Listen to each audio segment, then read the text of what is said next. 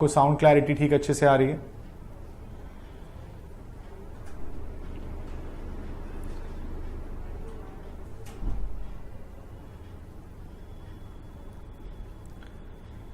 Hello everyone, good morning Pragati. Hello Safdar, please एक बार sound के लिए कंफर्म करो क्या साउंड अच्छी तरह से आ रहा है आपको, वीडियो अच्छे से नजर आ रही है, कोई दिक्कत है तो बताइए।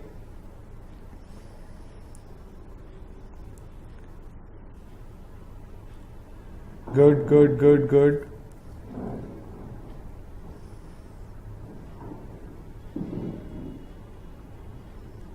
चलो अच्छी बात है, सबको आवाज अच्छे से आ रही है।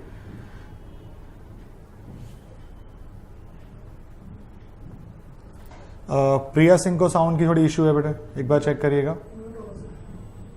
प्रिया बेटा अपना चेक करो, आपका कोई म्यूट ना हो, इस वजह से साउंड ना आ रहा हो आपके पास।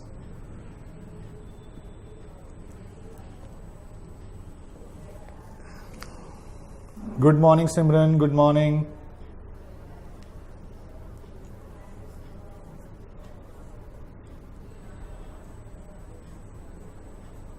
सो एक चीज मैं आप सबको बताना चाहूंगा, जितने भी हमारे बच्चे हैं, आप सबकी बातें मेरे पास चैट के थ्रू पहुंच सकती हैं। तो आपको जो भी बात मुझसे करनी हो या कोई भी डाउट मुझसे पूछना हो, आप मुझसे वो चैट के थ्रू मुझे भेजकर पूछ सकते हैं।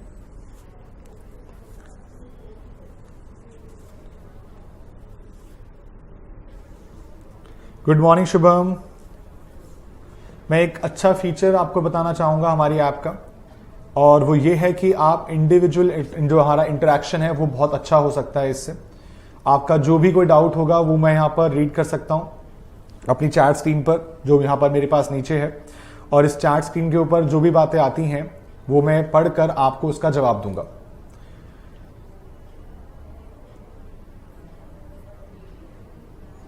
हाँ, गुड मॉर्निंग हर्षित, गुड मॉर्निंग तन्वी। हर्षित बेटा उस फीड में मिस हो गया होगा, कोई टेंशन मत लो।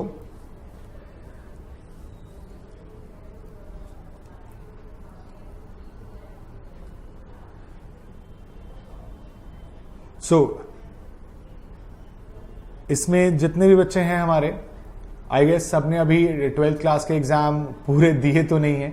आपका एग्जाम अभी जुलाई में होना है एक, आई होप वो हो जाए उस तरह से। सीबीएसई चाहता है कि वो आपका एग्जाम ले, और अगर सब कुछ ठीक रहा तो वो एग्जाम हो भी जाएगा। बट ऑल दो चांसेस तो बहुत कम लग रहे हैं मुझे इस चीज़ के कि सीबीएसई आपका एग्जाम ले पाएगा प्रॉपर तरीके से। लेकिन आई होप कि आपका एग्जाम हो जाए ताकि आप अपने उस एक बर्डन से आप आगे बढ़ें। तो और उसके बाद फिर सीए करने का थोड़ा मज़ा भी उस हिसाब से आएगा। तो कुछ भी मैं शुरू करूँ उससे पहले मैं आपसे जानना चाहूँगा, क्या आप सब लोग जो बच्चे भी सीए कर रहे हैं या करना चाहते हैं, क्या ये आप सब अपनी मर्जी से कर रहे हो या किसी के कहने पे कर रहे हो, या किसी को देखा था या किसी से सुना था? तो ऐसा प्लीज आप मुझे थोड़ा अपनी बात मुझे बताएं मैसेज करके कि आपके लिए सीए करना किसने कहा आपको, या आप क्यों कर रहे हैं। तो थोड़ा सा आज बातें करेंगे, पहले स्टार्टिंग में एक दूसरे को जानेंगे अच्छे से, और उसके बाद हम स्टार्ट करेंगे।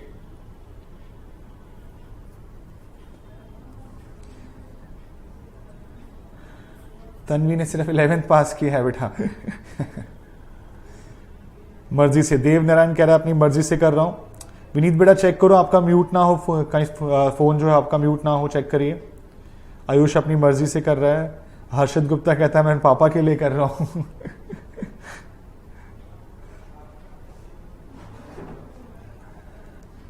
प्रगति अवस्थी का ड्रीम है कि मुझे सीए करनी है। रितेश बेटा चेक करो, साउंड म्यूट नहीं होना चाहिए आपका, स्क्रीन पे टैप करो। नवीन अपनी मर्जी से कर रहा है। लक्ष्य मुझसे इंस्पायर है, थैंक यू लक्ष्य। उदित ने बिल्कुल सही बात बोली, सर पैसा कमाने के लिए कर रहा हूं, और ये परफेक्ट बात है, परफेक्ट एग्जाम्पल है। ऋषम कहता है कि मैंने देखा था। प्रमोद अपनी मर्जी से कर रहा है। तन्वी भी अपनी मर्जी से कर रही है।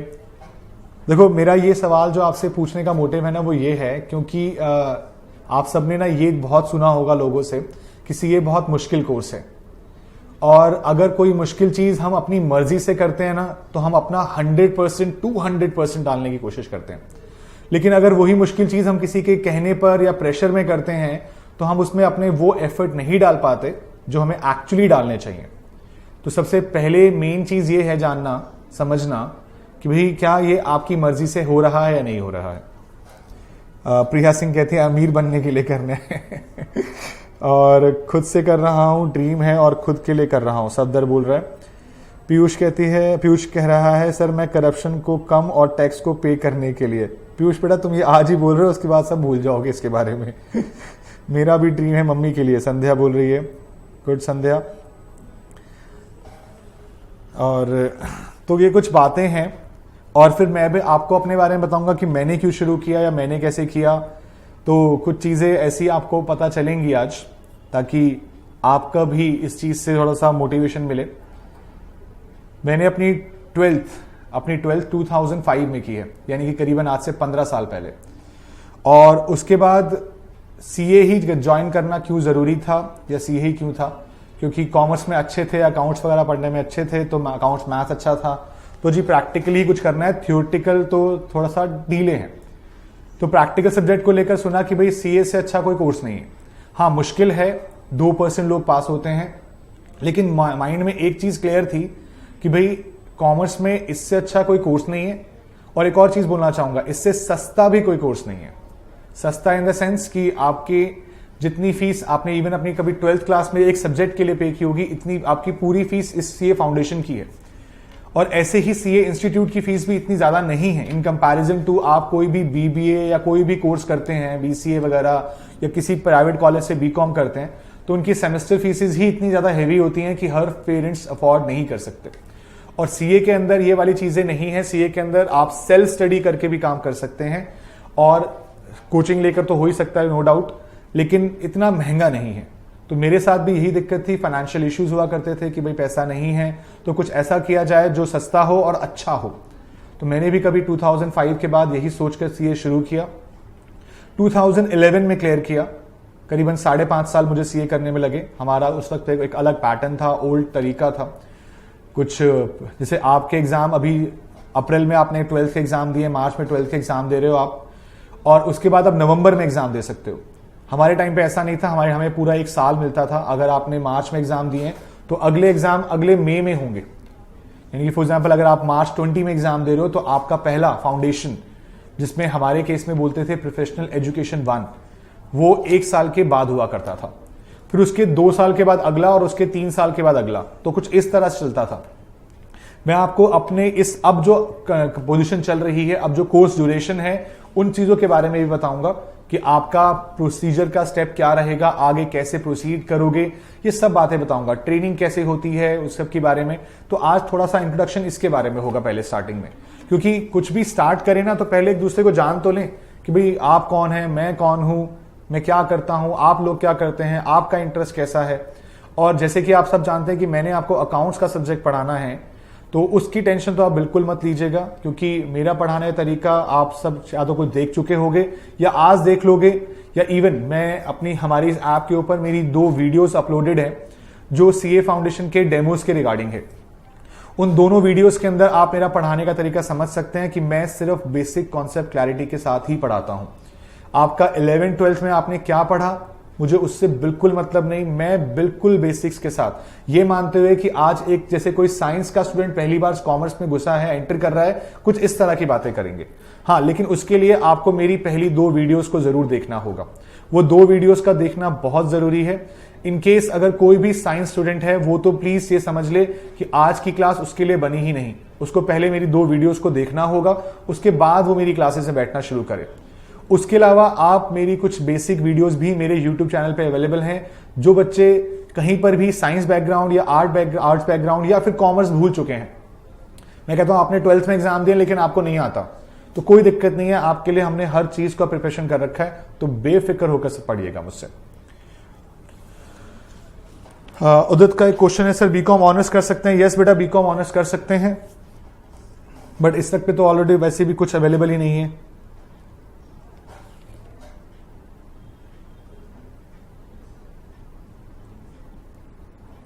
यस, विकेश पपाए बेटा बोल रहा है सही कि भाई पैसा नहीं लगता है लेकिन सब कुछ लगता है। बेटा वो सब कुछ लगाने के बाद ही तो पैसा कमा सकते हो।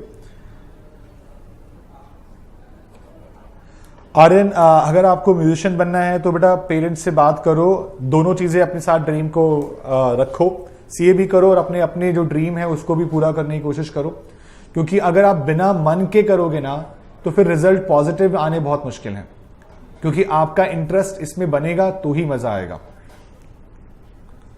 तो इन चीजों को लेके प्लीज ध्यान रखें कि आपका इंटरेस्ट का बनना, यानी कि आपकी जो कहते हैं ना एक अंदर से फीलिंग आती है कि जी मुझे करना ही करना है, तो वो चीज बहुत जरूरी है।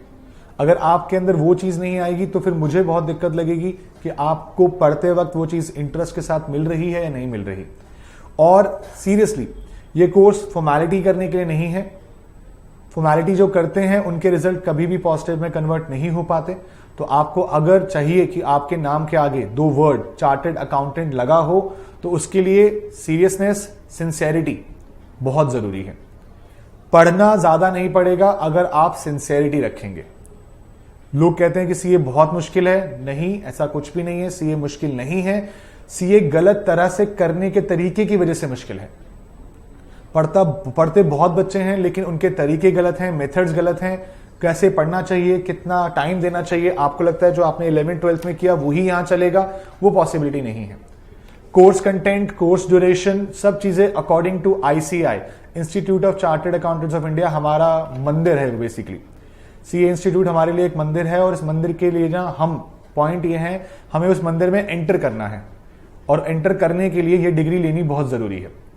और जब ये डिग्री लेनी है तो इसको बिल्कुल कहते हैं ना, बिल्कुल पवित्र इच्छा से लेनी होगी, और इसके लिए बहुत ज्यादा आपको सिर्फ ये करना होगा कि आप अपना इंटरेस्ट बनाएं। इसके लिए बिना इंटरेस्ट के कुछ भी नहीं होता। एक बात बोलना चाहूंगा,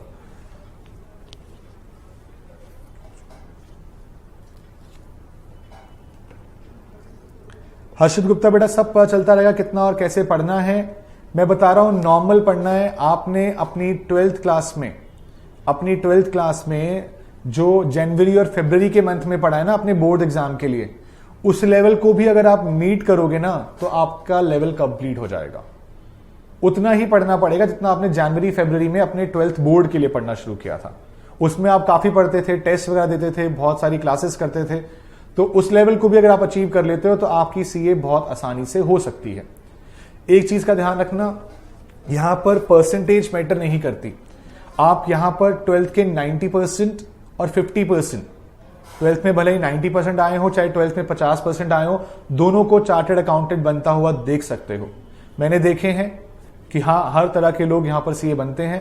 यहां 50% वाला भी फेल होते हुए भी देखा है, 95% वाला भी फेल होते हुए देखा है, और 50% वाले को रैंक लाते हुए भी देखा है, टॉप में आते हुए भी देखा है। तो हर चीज पॉसिबल है, लेकिन किस दिन से आपका इंटरेस्ट बनेगा वो बहुत जरूरी है जानना।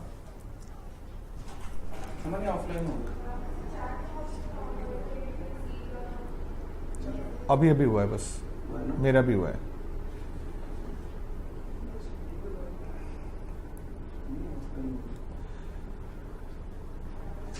अर्नव, 12th में बेटा आप 1 घंटा पढ़ते थे। अगर आपको लगता है कि वो काफी था तो 1 घंटे से भी कोई दिक्कत नहीं है मुझे।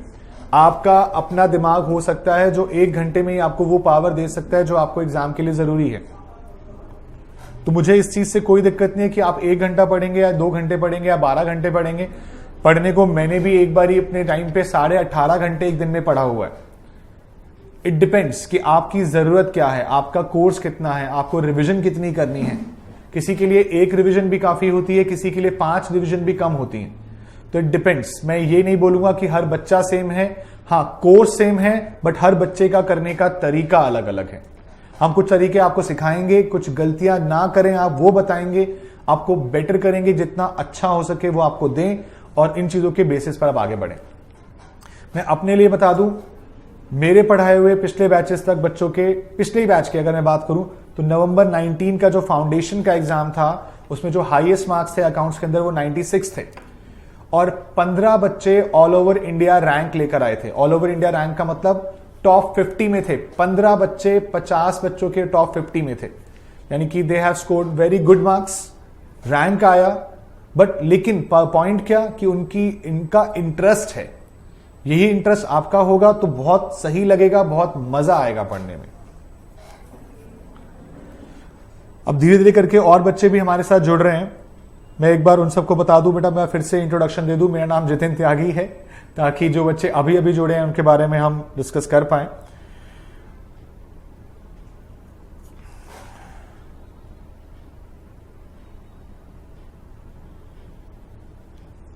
यस उदित बेटा, मैंने पहले भी जवाब दिया, बीकॉम आप साथ में कर सकते हैं। आप जो भी सीए वगैरह कोर्स करेंगे, सीए के साथ में आप कोई भी ग्रेजुएशन डिग्री कॉरेस्पॉन्डेंस बेसिस पे कर सकते हैं, रेगुलर कोर्स अलाउड नहीं है। सीए के साथ कोई भी रेगुलर कोर्स अलाउड नहीं होता।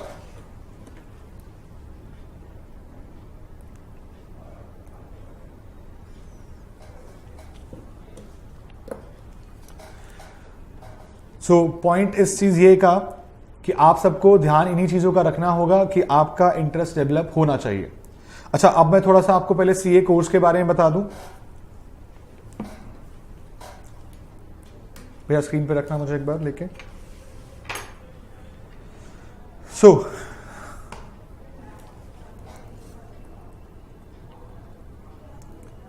मार्च 2020 या फिर अब आपका जुलाई 2020, आपकी 12th अब इसी पीरियड के बीच में घूम रही है।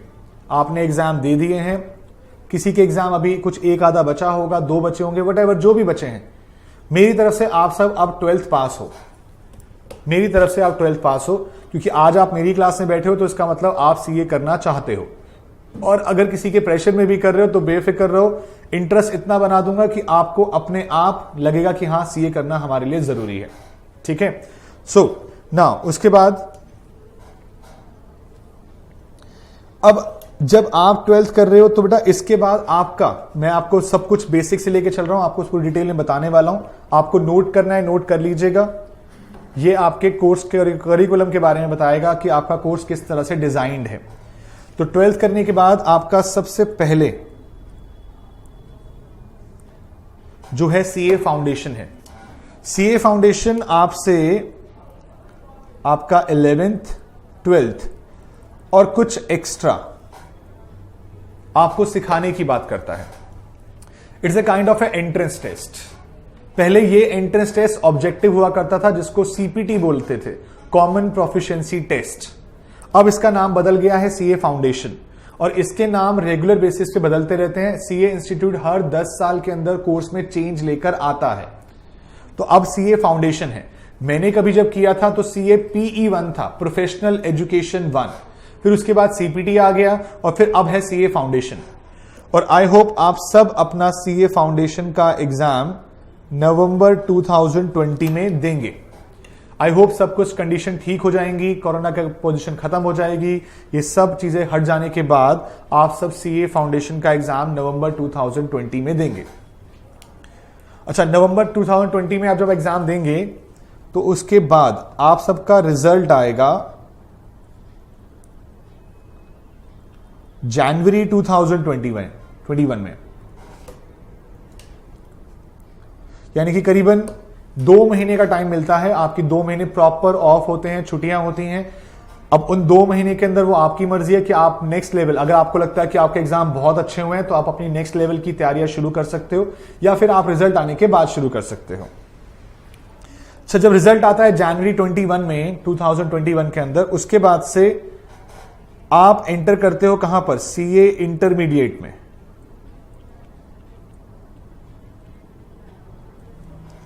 सीए इंटरमीडिएट आपका, देखो एक और चीज बोल दूं, सीए फाउंडेशन के अंदर आपके 4 पेपर्स हैं, 4 पेपर्स।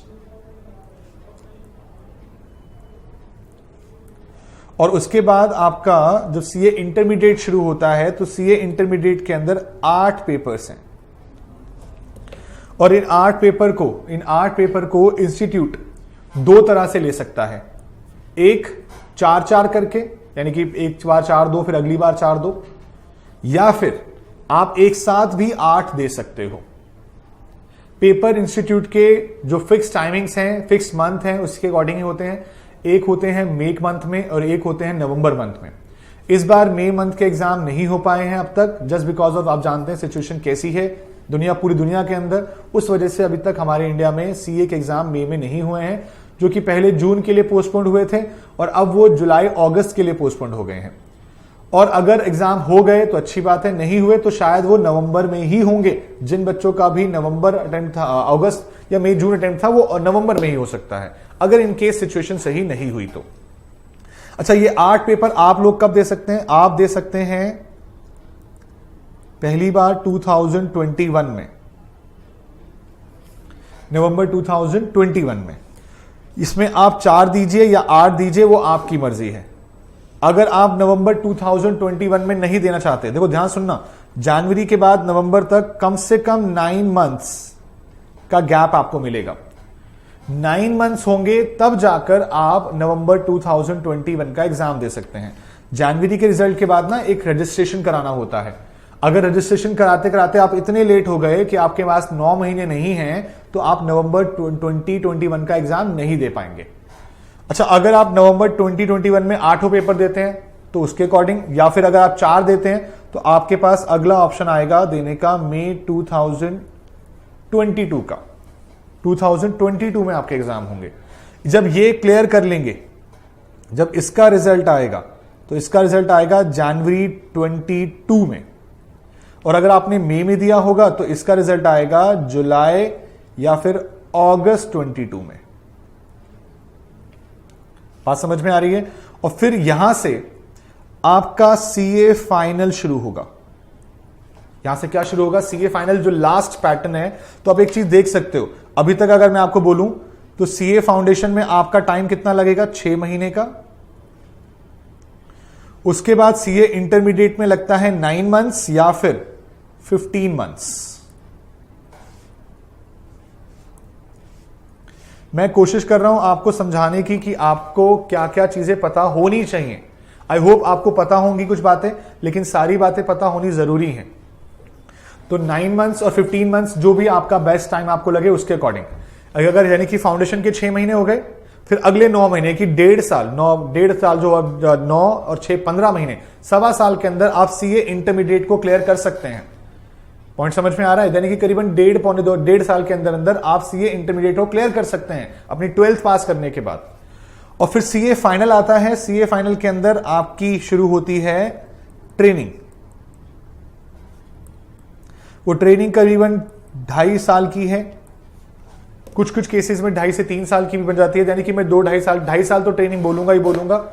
और कुछ और ट्रेनिंग्स होती हैं छोटी मोटी, वो चलती रहती हैं इसी पीरियड के अंदर। और फिर आपके पास आपका आएगा सीए फाइनल एग्जाम, जो होगा मई 24 में, 2024 में। तो मई 2024 में, यानी कि करीबन 2.5 साल के बाद आप एग्जाम वगैरह दे सकते हैं।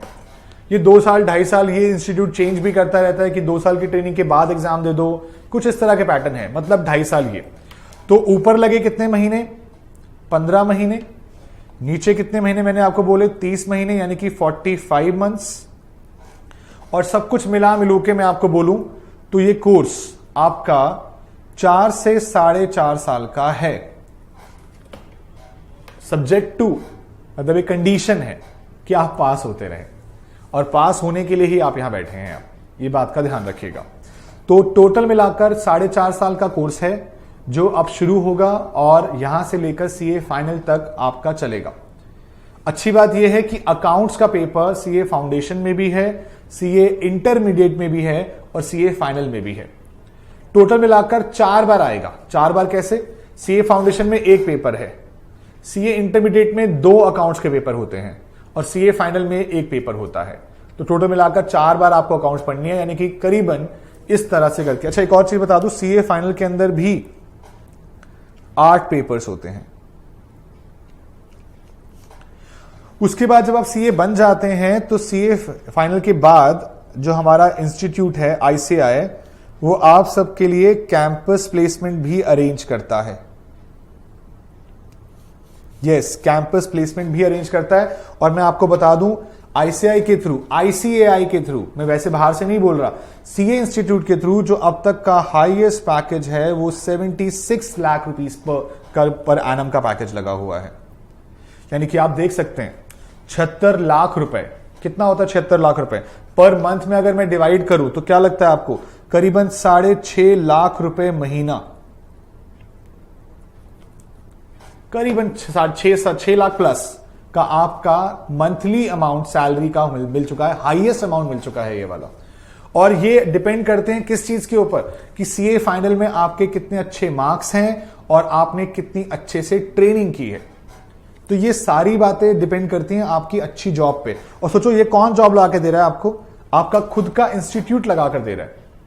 तो ये हर किसी पे डिपेंड करता है कि आप कितना अच्छा पढ़ेंगे। अच्छा, जरूरी नहीं है कि टॉप वाले को ही हाईएस्ट वो मिलेगा, पैकेज मिलेगा, ऐसा कोई जरूरी नहीं है।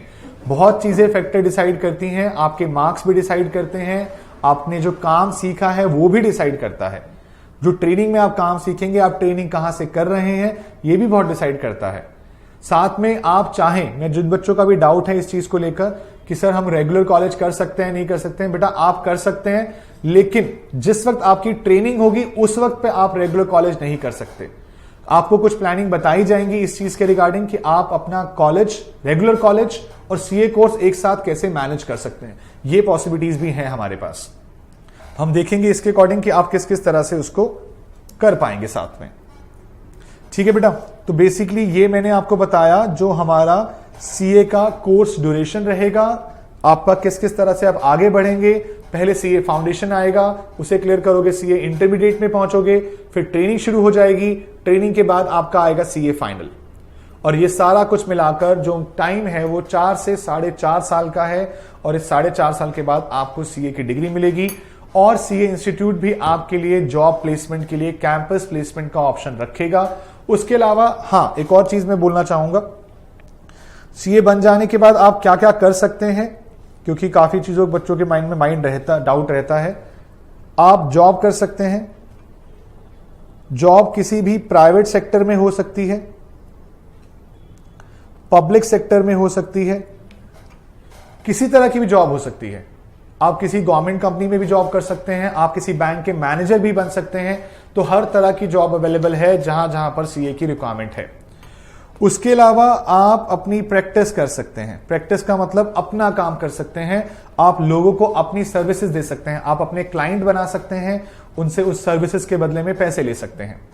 उसके अलावा आप हमारी तरह भी काम कर सकते हैं, आप आगे जाकर टीचिंग प्रोफेशन में भी आ सकते हैं, वो आपकी अपनी पर्सनल चॉइस है, अगर आपको पढ़ना और पढ़ाना पसंद है। तो ये सारी की सारी अपॉर्चुनिटीज हैं यहां पर, और मैंने आपको हाईएस्ट पैकेज बता दिया जॉब का भी। उसके अलावा लोग ऐसे भी हैं जो मंथली करोड़ रुपए भी कमाते हैं सीए की फील्ड से, ये भी ऑप्शन है। और जो प्रैक्टिस करते हैं, प्रैक्टिस करने वाले भी बहुत अच्छा अमाउंट, अच्छी रेम्यूनरेशन अर्न करते हैं, क्योंकि प्रैक्टिस की कोई लिमिट नहीं है। हर रोज एक नया क्लाइंट बढ़ सकता है, हर रोज आपकी इनकम बढ़ सकती है। तो प्रैक्टिस को लेकर भी कोई दिक्कत की बात नहीं है। आपका इंटरेस्ट डिपेंड करता है कि आप क्या करना चाहते हैं। बेटा जो एवरेज पैकेज आजकल का चल रहा है वो है 12 लाख के करीब का, मतलब 1 लाख रुपया महीना, 1 लाख रुपीज पर मंथ मिलना एक नॉर्मल बात है, आसानी से मिल जाता है। चार्टेड अकाउंटेंट कभी भी भूखा नहीं मरता, उसके पास इतना काम होता है कि वो अच्छे से कमा सकता है। चाहे वो अपना काम करे, चाहे वो जॉब करे या कुछ भी करे, उसके पास कभी कोई दिक्कत नहीं आएगी। मैं टचवुड ये बात बोलना चाहूंगा, हमारा कोर्स चार्टेड अकाउंटेंट्स का कोर्स सीएस और सीएमए या सीडब्ल्यूए जो आपने कोर्स के नाम सुने होंगे, और उनसे लाख गुना बेटर है इस चीजों में लेकर। और आपकी नॉलेज के बता दूं, मैंने भी कंपनी सेक्रेटरी का कोर्स किया हुआ है, बट जो मैं प्रेफर करता हूं बोलना हमेशा क्या कि मैं चार्टेड अकाउंटेंट हूं, क्योंकि मेरी वैल्यू ज्यादा रिकॉग्निशन किससे मिलती है, चार्टेड अकाउंटेंट से। CA in comparison to CS थोड़ा मोर वैल्यूएबल है मार्केट के अंदर, और उसको सैलरी वाइज भी ज्यादा रिकॉग्निशन मिलती है। प्रगति, यस आप सीए बाहर की कंट्रीज में भी जॉब कर सकते हैं, इवन इंडिया के थ्रू भी आप बाहर जा सकते हैं। हाँ, थोड़ी बहुत जो नॉलेज आपको लेनी होगी वो एक्स्ट्रा हो सकती है उस कंट्री के अकॉर्डिंग, बट वो आपकी ट्रेनिंग वगैरह होकर पूरी हो सकती है, एज सच कोई दिक्कत की बात नहीं है। सफदर बेटा मैंने एवरेज पैकेज बता दिया आपको।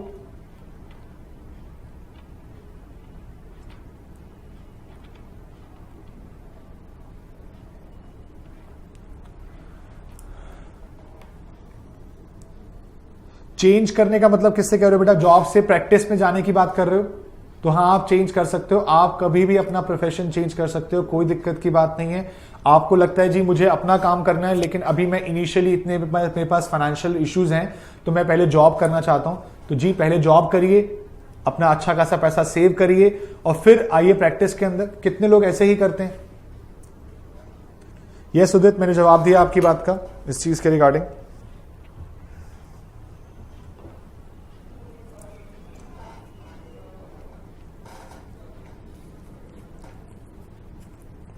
सो आई गेस आपको अब सीए कोर्स के बारे में एक आइडिया लग चुका है। अब मैं आपको सीए फाउंडेशन के बारे में बताऊंगा थोड़ा सा इसके बारे में। और आपका जो सीए फाउंडेशन का कोर्स है वो टोटल मिलाकर 400 मार्क्स का है।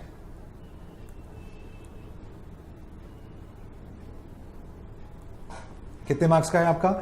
400 मार्क्स का है। पहले आप सीए फाउंडेशन के बारे में एक बार समझ लेंगे, उसके अंदर मैं अपने सब्जेक्ट को लेकर डिटेल में डिस्कशन करूंगा आपके साथ। बाकी टीचर्स आएंगे, आज लॉ की क्लास भी है नीति तहीम मैन की, वो भी आपको बताएंगे अपने सब्जेक्ट के बारे में। कल मैथ्स और इकोनॉमिक्स की क्लास होगी, वो भी आपको अपने अपने सब्जेक्ट्स के बारे में बताएंगे। बट मैं आपको एक थोड़ा सा ब्रीफ डिस्कशन देने वाला हूं कि हाँ क्या क्या चीजें होती हैं। तो सीए फाउंडेशन के अंदर जो सबसे पहला एक पॉइंट है वो किस चीज का है? अकाउंट्स का है। अकाउंट्स आपका 100 मार्क्स में है। इसके अंदर कितने चैप्टर्स हैं, कितने टॉपिक हैं, कौन कौन से चैप्टर कितने कितने आएंगे, बट मैं एक सिंपल सी बात बोलना चाहूंगा।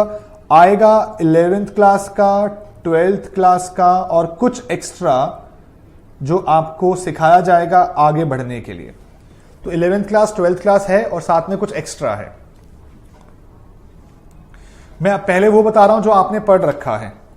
उसके अलावा मैथ्स, मैं सिंपल लैंग्वेज लिख रहा हूं, मैथ्स वर्ड, बाकी सब्जेक्ट के नाम अलग अलग हैं, अलग अलग तरीके से बनाए गए हैं, बट मैं अभी सिंपल लिख रहा हूं।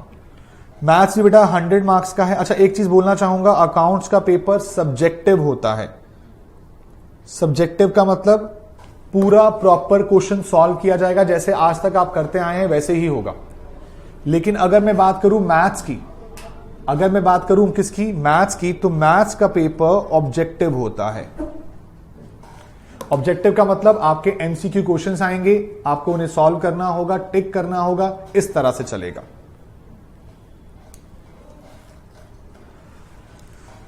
उसके बाद मैं बात करूं नेक्स्ट, आपके पास जो अगला पेपर है एक और, वो है लॉ का। ये लॉ बिल्कुल प्योरली नया सब्जेक्ट है आपके लिए। अच्छा लॉ के साथ में थोड़ी बहुत इंग्लिश भी है। इंग्लिश आपने थोड़ी बहुत पढ़ रखी है, लेकिन यहां की इंग्लिश थोड़ी अलग तरह से आपको पढ़ने के लिए मिलेगी। लॉ एंड इंग्लिश मिलाकर लॉ 60 मार्क्स में होता है और इंग्लिश 40 मार्क्स में होती है, और ये पेपर भी सब्जेक्टिव है। मैं आपको एक थोड़ी सिंपल सी बात बता दूं, इंग्लिश इस सब्जेक्ट के अंदर, इस फाउंडेशन के पेपर के अंदर, फाउंडेशन के अंदर अभी 2 साल पहले ही डाली गई है, और डालने का मोटिव सिर्फ ये है कि सीए स्टूडेंट्स की जो लैंग्वेज है, रिटन स्किल्स हैं, उसको बेटर बनाया जाए। बेसिकलैली हम इस चीज पे काम करना चाहते हैं कि स्टूडेंट को लेकर किसी तरह की कोई भी वीकनेस ना हो। इंग्लिश को लेकर कुछ बातें उनको ऐसी सिखाई जाएं कि वो लैंग्वेज अच्छी लिख सके। देखिए ध्यान से सुनिएगा, ये जो वर्ड लिखा है ना लॉ, लॉ के अंदर आपको बहुत सारी चीजें लीगल बेसिस पे पढ़नी है, तो उनको लीगल लैंग्वेज में ही लिखें, इसीलिए आपकी इंग्लिश अच्छी होनी चाहिए। तो इसीलिए लॉ एंड इंग्लिश का पेपर ऐड किया गया, जो कि सब्जेक्टिव है, जो कि आपको लिख लिख के करना होगा। उसके बाद बेटा आपका है इकोनॉमिक्स का पेपर। नाम फिर से बहुत बड़े बड़े नाम हैं इसके, बिजनेस इकोनॉमिक्स करके, बिजनेस कमर्शियल नॉलेज करके, लेकिन मैं सिंपल इकोनॉमिक्स बोल रहा हूं। और ये भी आपका 100 मार्क्स का होगा, और ये भी ऑब्जेक्टिव पेपर होगा। ये भी कैसा होगा? ऑब्जेक्टिव पेपर, यानी कि 2 सब्जेक्टिव हैं, 2 ऑब्जेक्टिव हैं, 2 में टिक मार्क करना है, 2 में प्रॉपर लिखना है। और पता है दोनों वही लिखने हैं, ध्यान से सुनना मेरी बात को, दोनों वही लिखने हैं जो आगे चलने हैं। अकाउंट्स सीए फाउंडेशन में है, फिर इंटर में भी है, और फिर फाइनल में भी है।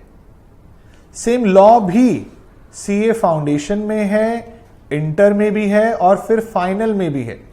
तो इसीलिए इन दोनों पेपर को रखा गया है सब्जेक्टिव, ताकि आपको अभी से आदत लगा दी जाए। और मैथ्स और इकोनॉमिक्स आपके इतने बाद में रिपीट होने ही है। हाँ, इकोनॉमिक्स एक बार दोबारा वापस आती है, लेकिन इनका इतना इंपॉर्टेंस नहीं है चीजों के लिए। फाउंडेशन में सिर्फ आपके लिए वो रखा गया है, आपने 11-12 में पढ़ा है और यहां पर आपको सिर्फ उसको रिवाइज किया जाएगा। ध्यान से सुनिएगा, जिन बच्चों को मैथ्स से डर लगता है, सिर्फ मैथ्स इसी साल रहेगी फाउंडेशन में, अगले 6 महीने। इसके अलावा पूरे सीए के कोर्स में कहीं पर भी मैथ्स दोबारा नहीं आती है।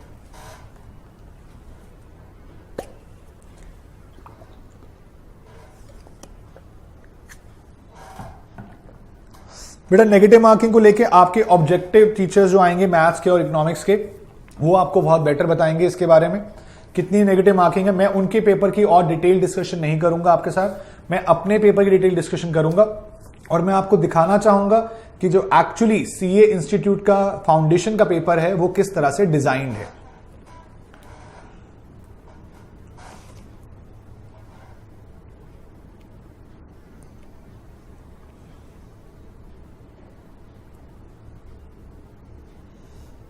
ये जो आपके सामने मैंने ओपन कर रहा हूं, ये सीए इंस्टीट्यूट की वेबसाइट है और उसके अंदर एक पोर्शन है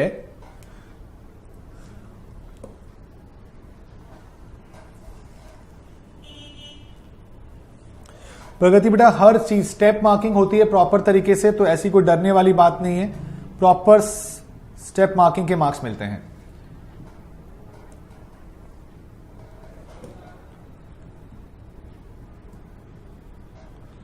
बेटा किसी की भी क्लास अगर वो पोज हो रही है या फिर रुक जाती है तो बेटा वो आपके यहां नेट का इश्यू होगा, उसको रिफ्रेश कर लीजिए कभी कभार दिक्कत अगर आती है।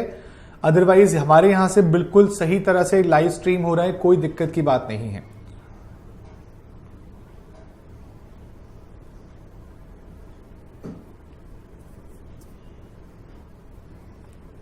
तो देखिएगा बेटा, आपके सामने मैंने वो शीट खोली है जो सीए इंस्टीट्यूट की है और सीए इंस्टीट्यूट की इस साइट के ऊपर क्या लिखा है आप हेडिंग देख सकते हैं, section wise weightage for subjects under the revise scheme of education and training. ये सेक्शन वाइज है, कौन कितने सेक्शन में कवर करेगा इसके रिगार्डिंग मैं आपको आज अकाउंट्स का पेपर दिखाऊंगा। बाकी टीचर्स आपको अपना बाकी सब्जेक्ट का कोर्स दिखा देंगे, लेकिन मैं अभी आपको सिर्फ अकाउंट्स का दिखाऊंगा। जो हमारा एक्चुअली जो मैं बार बार अकाउंट्स बोल रहा हूं वो एक्चुअली में पेपर का नाम क्या है, principles and practice of accounting. Principles and practice of accounting chapter का नाम या बुक का जो पूरे कोर्स का नाम है, सब्जेक्ट का नाम है, वो ये है, principles and practice of accounting. और उसके बाद यहां पर इसकी वेटेज शुरू होती है। आप देख सकते हैं 3 कॉलम बने हुए हैं, एक सेक्शन का, एक वेटेज का और एक कंटेंट एरिया का, और इन तीनों के अंदर सारी बातें लिखी गई हैं कि क्या क्या चीजें कवर होने वाली हैं।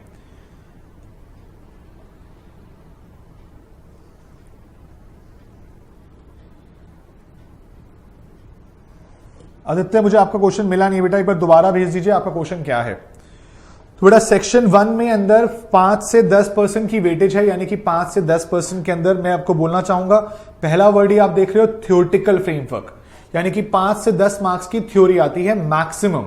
अकाउंट्स के पेपर के अंदर ज्यादा थ्योरी का स्कोप नहीं होता है, वो 5 से 10 मार्क्स के अंदर जो थ्योरी पूछते हैं मैं बता दूं आपको, वो वही पूछते हैं जो आपने कभी अपनी 11th और 12th में पढ़ी है।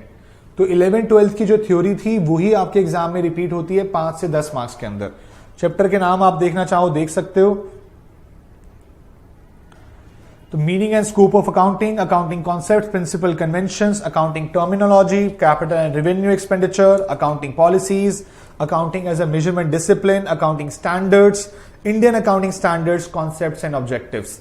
तो 5 से 10 मार्क्स में थ्योरी आती है और ये 5 से 10 मार्क्स की थ्योरी मैं आपको बताऊंगा कौन सी करनी है, वही एग्जाम के अंदर आएगी और आपका आसानी से क्लियर हो जाएगा उस चीज को लेकर। तो ये 5 से 10 मार्क्स आप बेफिक्र रहिएगा, थ्योरी वाले बहुत ही इजी हैं। बेटा आदित्य पहले अगर पढ़ना तो शुरू करें, कॉन्स्टिट्यूशन बनाने की बात सब बताऊंगा आपको मैं, अभी धीरे धीरे देखते जाओ, सब बातें पता चलेंगी। हाँ बेटा, अकाउंटिंग प्रोसेस की बात करूं, अगर मैं सेकंड टॉपिक की बात करूं, सेकंड सेक्शन की बात करूं, तो वो 25% से 30% का सेक्शन है और 25% से 30% के सेक्शन के अंदर आप देख सकते हैं सेकंड जो पॉइंट है वो है अकाउंटिंग प्रोसेस का। अकाउंटिंग प्रोसेस और कुछ नहीं, एक छोटा सा सिंपल सा टॉपिक है जिसका एक पार्ट, थर्ड पार्ट देख रहे होगे आप, थर्ड पार्ट इंपॉर्टेंट है, रेक्टिफिकेशन ऑफ एरर्स।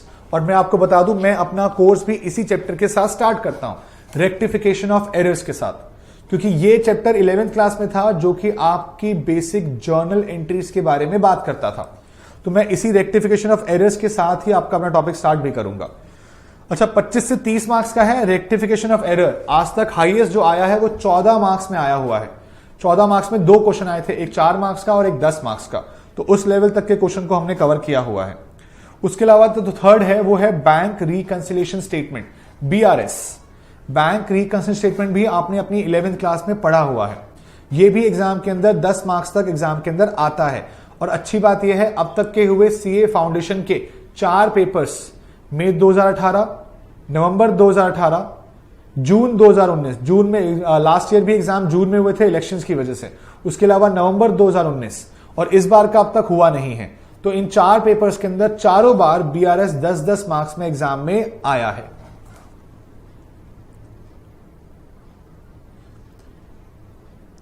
नीरज, अगर बेटा फेस टू फेस ओपन होगा तो बेटा क्लासेस लक्ष्मी नगर सेंटर्स पे होंगी, और हमारे जो बाकी और 2 सेंटर्स हैं उनके बारे में हम बताएंगे आपको। बट अभी फिलहाल जो क्लासेस होंगी वो फेस टू फेस आपकी लक्ष्मी नगर सेंटर पे होंगी हमारी। हम जो आज क्लास ले रहे हैं वो दिल्ली लक्ष्मी नगर सेंटर से ही ले रहे हैं आपके लिए। अच्छा, उसके अलावा इसके अंदर 2 टॉपिक और भी हैं। एक है इन्वेंट्रीज का, जो आप देख सकते हो आपकी हेडिंग पे है 4th पॉइंट पे, इन्वेंट्रीज। ये बिल्कुल नया टॉपिक है आपके लिए। आपने पहले नाम सुना है इन्वेंट्रीज का, closing stock, opening stock, stock वगैरह, गुड्स वगैरह, लेकिन पूरा का पूरा इसका अकाउंटिंग सिखाया जाएगा आपको, इसकी कैलकुलेशन सिखाई जाएगी, वो इन्वेंट्रीज के अंदर आता है। ये बिल्कुल नया टॉपिक है आपका, पहली बार जो एक्स्ट्रा पॉइंट आप पढ़ेंगे। उसके अलावा concepts and accounting for depreciation, ये भी आपने 11th क्लास में पढ़ा है। तो आप देख सकते हैं जो पहला प्रैक्टिकल पार्ट है 25 से 30 मार्क्स का, उसके अंदर 3 टॉपिक तो वही हैं जो आपने पहले पढ़े हैं। कौन कौन से पढ़े हैं? रेक्टिफिकेशन ऑफ एरर, BRS और डेप्रिसिएशन। लेकिन मैं इस तरह से कराऊंगा कि आपने बिल्कुल नहीं पढ़ा, बिल्कुल नहीं आता आपको। मैं बिल्कुल फ्रेश, बिल्कुल बेसिक के साथ कराने वाला हूं। अच्छा, उसके अलावा फिर आपका आता है थर्ड सेक्शन, जो 15 से 20% वेटेज का है, और इस 15 से 20% की वेटेज के अंदर आपके आते हैं 5 चैप्टर्स। और इन 5 चैप्टर में अब एक ही आपने पढ़ा हुआ है जो कि पहला लिखा है। पढ़ो, नाम क्या लिखा हुआ है? पहले का नाम लिखा हुआ है बिल्स ऑफ एक्सचेंज। याद आया? बिल्स ऑफ एक्सचेंज, ये भी 11th क्लास में था। तो बिल्स ऑफ एक्सचेंज आपका 11th क्लास वाला चैप्टर है। बाकी 4 टॉपिक बिल्कुल नए नए लिखे हुए हैं। Sales of goods on approval और return basis, consignments, average due date, account current. इसके अंदर 5 में से सिर्फ आपने एक पढ़ा हुआ है 11th क्लास के अंदर, बाकी 4 बिल्कुल नए टॉपिक आपको सीखने होंगे।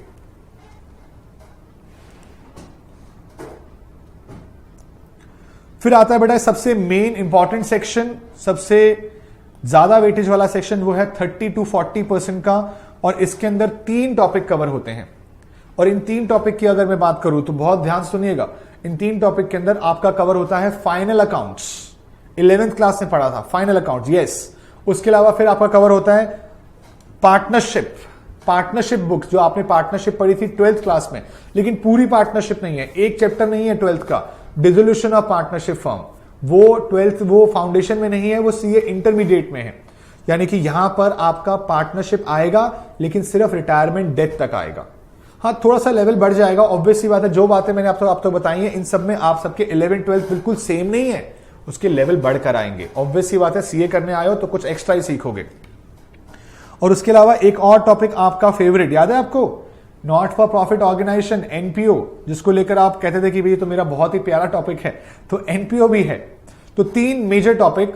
अब NPO भी आपका 12th क्लास में है, पार्टनरशिप आपका 12th क्लास में था, और फाइनल अकाउंट्स आपका 11th क्लास में था। यानी कि इस सेक्शन के तीनों टॉपिक आपने पहले पढ़ रखे हैं।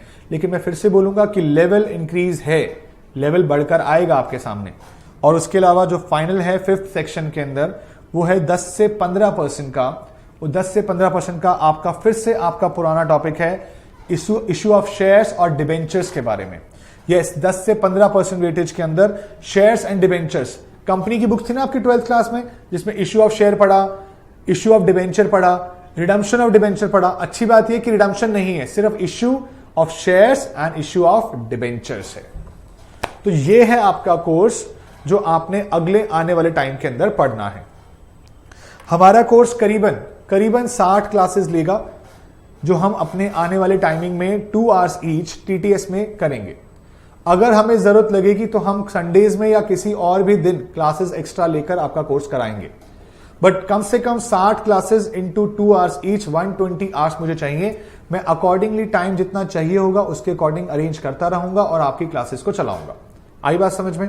उसके अलावा हमारी तरफ से आपको क्या क्या फैसिलिटी मिलेगी?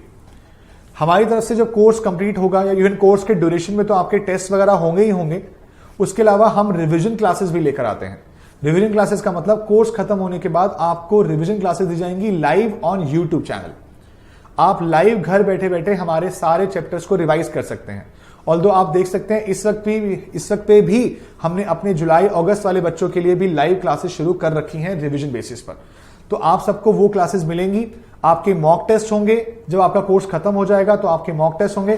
देखो चैप्टर वाइज टेस्ट तो होगा, जब कोर्स खत्म हो जाएगा तो फिर आपके कम से कम 5 मॉक टेस्ट रखे जाते हैं जो आपके 100 मार्क्स के होते हैं। सीए इंस्टीट्यूट भी कुछ लेता है, वो भी होगा अलग से। उसके अलावा जो 5 हम अपनी तरफ से देंगे, मैं आपको 5 मॉक टेस्ट दूंगा 100 मार्क्स वाले, ताकि आप अपने एग्जाम की प्रैक्टिस अच्छे से कर सकें। सो बेसिकली ये आपका पूरा का पूरा कोर्स कंटेंट है जो हमने कराना है। अगर आपको कोई डाउट है इस चीज के रिगार्डिंग तो मुझे बताइए। यस पुष्पेंद्र बेटा, पार्टनरशिप में सिर्फ डेप्थ तक ही कवर होता है। उदित हो सकता है आपने बेटा पढ़ा हो कंसाइनमेंट पहले, तो ये सारा का सारा आपका कोर्स कंटेंट है। और अब मैं आपके साथ शुरू करना चाहूंगा, लेकिन मैं एक बात आप सबको बताना चाहता हूं कि आप सबको एक चीज का ध्यान रखना है। मेरी क्लासेस आज शुरू हो रही हैं, मेरा अकाउंट्स का टॉपिक आज शुरू हो रहा है, लेकिन मैंने 2 वीडियोस अपनी इस ऐप के ऊपर रखी हुई हैं। आपने वो दोनों वीडियोस को जरूर देखना है, क्योंकि आपका और मेरा बेसिक, देखो सबसे ज्यादा दिक्कत किस चीज में होती है, आपने 11th 12th में 11th खासकर 11th में अकाउंट्स को इतना सीरियसली शायद ना लिया हो, जिस वजह से आपके अकाउंट्स में कहीं ना कहीं कुछ ना कुछ फ्लक्चुएशन चलती रही हो। किस चीज को लेकर फ्लक्चुएशन चलती रही हो कि आपके मार्क्स तो आए लेकिन शायद कॉन्सेप्ट्स नहीं आए। और सीए के अंदर हमारा मेन काम है सिर्फ कॉन्सेप्ट्स पे फोकस करना। जितना ज्यादा बेटर हम कॉन्सेप्ट्स को कर लेंगे उतना ज्यादा बेटर हम आगे बढ़ते जाएंगे। तो फोकस इस चीज पे रहेगा कि कॉन्सेप्ट्स को स्ट्रांग बनाया जाए। बात समझ में आ रही है? तो मैं आपके साथ अब अपने कोर्स के रिगार्डिंग डिस्कस करने के बाद अब मैं शुरू करूंगा अपना कुछ practical chapter.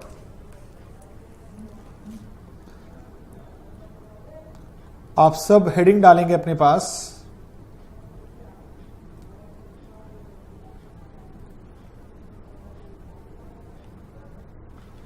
Rectification of errors.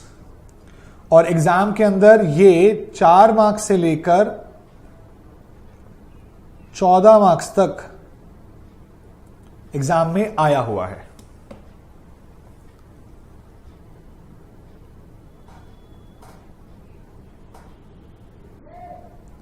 नहीं उदित बेटा, मेरे चैनल पे कोई भी क्लासेस प्राइवेट नहीं है, सारी की सारी पब्लिक हैं।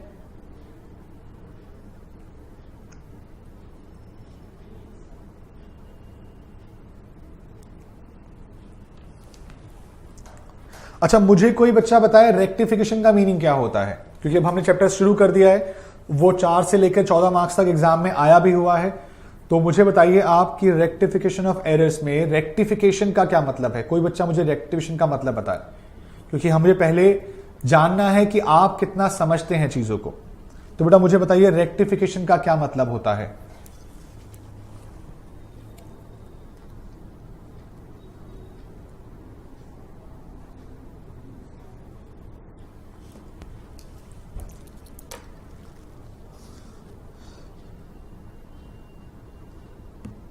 किसी स्टेटमेंट को गलत से सही करना, सुधारना, सुधार करना, चेंजेस करना। तो मैं इसको एक बड़े सिंपल से वर्ड से डिफाइन करूंगा, करेक्शन करना। करेक्शन किस चीज का करेक्शन? एरर्स का correction. Correction of mistakes. Correction of mistakes. तो चैप्टर का अगर मैं सिंपल मीनिंग में बोलूं तो हम करेक्शन करने वाले हैं किसकी? मिस्टेक्स की करेक्शन करने वाले हैं। अच्छा मुझे बताओ कि मिस्टेक्स कौन कौन से होते थे, एरर्स कौन से होते थे? पढ़े हैं ना कभी आपने 11th क्लास में? जिन्होंने नहीं भी पढ़े बेटा कोई टेंशन की बात नहीं है, एक बार मैं ये जिन बच्चों ने पढ़ रखा है उनसे पूछ लूं कि उन्होंने तो पढ़ रखा है, उन्हें पता होगा इसके बारे में। तो बेटा एरर्स कौन से हुआ करते थे? आप अपनी 11th क्लास याद करके बताइए। लक्ष्य बेटा वो आपकी पास एडजस्टमेंट होती है। रेक्टिफिकेशन का मतलब है करेक्शन करना, और जो आप लिख रहे हो वो आपकी पास एडजस्टमेंट थी 12th क्लास में, वो भी करेक्शन करना ही है, बट आप पूरा पास एडजस्टमेंट एक्सप्लेन कर रहे हो। ओमिशन, देव वर्मा बोल रहा है, अभी बोल रहा है ओमिशन। और कोई बेटा उसके अलावा? एरर ऑफ कमीशन, आयुष ने बोला एरर ऑफ कमीशन। उसके अलावा यस, कीर्ति ने बोला बेटा error of principle. Good good. और कोई? और कोई? 3 बोल चुके हैं बच्चे। कौन कौन से? ओमिशन, कमीशन और एरर ऑफ प्रिंसिपल। क्या एक और भी हुआ करती थी कुछ?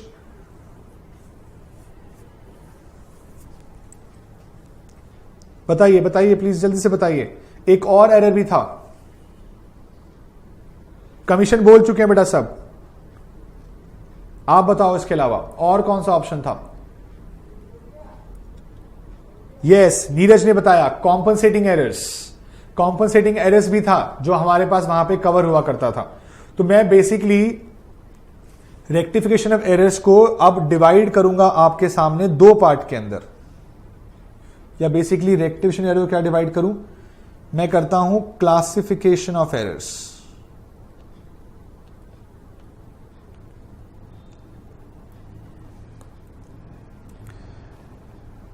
तो बेटा आपने पढ़े थे 4 तरह के एरर्स क्लासिफिकेशन ऑफ एरर्स के अंदर, लेकिन अगर मैं एक्चुअली बोलूं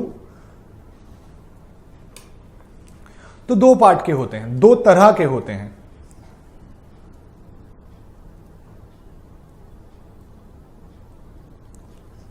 पहला होता है क्लेरिकल एरर्स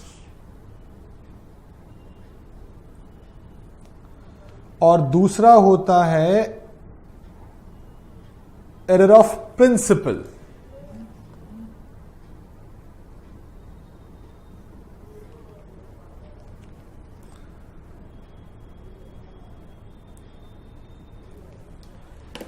क्लेरिकल एरर्स और एरर ऑफ प्रिंसिपल।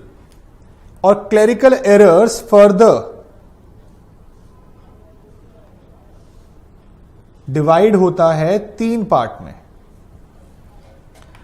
देखो क्लेरिकल एरर्स के 3 पार्ट हैं। पहला एरर ऑफ ओमिशन,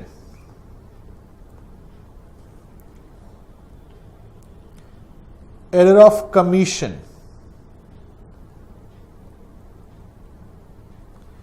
और third one is compensating errors.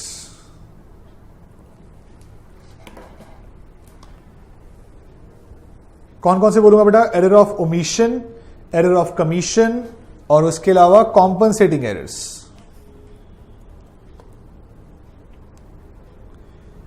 तो देखो 4 आपके वही कवर हो गए जो आपने भी पढ़े हैं, बट उनको जो क्लासिफिकेशन है वो अलग अलग तरीके से है, और इनको अलग अलग करने का भी एक रीजन है। कुछ याद आ रहा है आप सबको? आपने अपनी 11th में कुछ ऐसा पढ़ रखा है? मुझे यहां तक बताओ, यहां तक कोई डाउट आपको आ रहा है तो बताइए मुझे।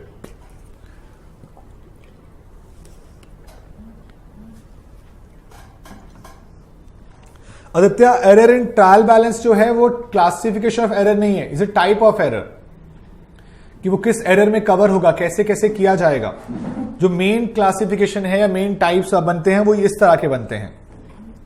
और जो मैं आपको कराऊंगा, मैं किस तरह से कराऊंगा, उसके अंदर बेटा सबसे पहला जो हम करेंगे वो हमारा ऑर्डर रहेगा, फर्स्ट ये करने का, सेकंड ये करने का, थर्ड ये करने का और फोर्थ ये करने का।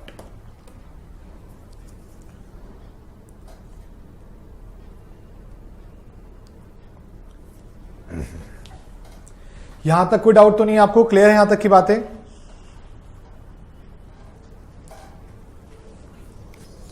चलिए अब मैं आपसे ये बोलूं कि मैं डायरेक्टली एरर शुरू करने वाला हूं, जी नहीं, ऐसा नहीं होगा। क्योंकि अगर डायरेक्टली एरर का डिस्कशन शुरू कर दिया तो फिर बेटा आपने जो 11th में सीखा और जो यहां सीखने आए हो उसमें फर्क नहीं पता चलेगा। आपको आज समझना होगा कि ये एरर हमें सिर्फ ठीक नहीं करने हैं, हमें यह भी देखना है कि ये होते क्यों हैं और ये कैसे होते हैं, इसके बाद इनका रेक्टिफिकेशन सिखाऊंगा। क्योंकि अगर पहले यही ना पता हो कि ये होते कैसे हैं, क्यों हुए, तो फिर आपको ठीक करने में वो क्लैरिटी नहीं मिलेगी जो आपको मिलनी चाहिए। मैं बता दूं आपको, आप इसलिए नहीं पढ़ रहे हो कि आपको पास होना है, आप इसलिए भी पढ़ रहे हो कि आपको किसी आगे जाकर किसी को, क्लाइंट को ये बातें बतानी है।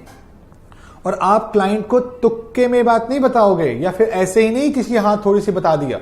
आपको पूरी एग्जैक्ट नॉलेज होनी चाहिए, हर एक चीज अच्छे से आनी चाहिए, तब जाकर ही आप इसको अच्छे से सीख सकते हैं। और सीखा हुआ आप आगे सिखाने वाले हैं, इसीलिए आप बेटर तरीके से सीखें, यही मैं चाहता हूं आपके लिए।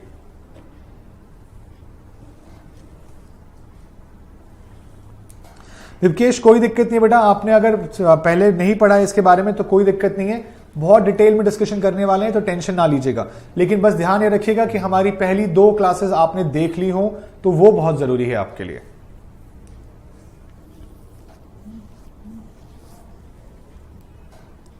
चलिए, तो मैं अब आपको दिखाता हूं कि क्या नई चीज आपने पहले सीखनी है। नई चीज जो बेटा आपके लिए आ रही है वो ये है,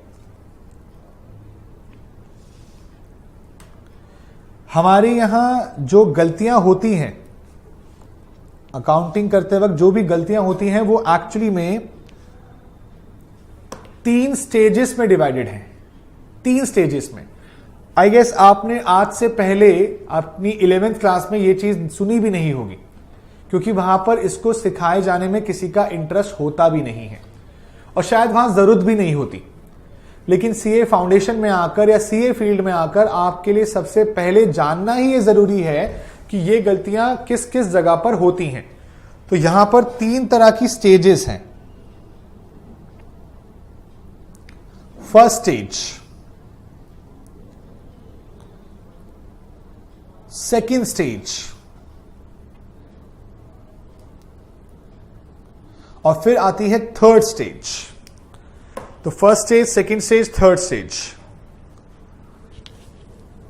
उदित बेटा आपका पास जियो का प्लान होगा आराम से, उसके अंदर आप आराम से हमारी 1 दिन में सारी क्लासेस देख सकते हो, ऐसी कोई दिक्कत नहीं आएगी इसमें। अच्छा, अब फर्स्ट स्टेज है क्या? फर्स्ट स्टेज है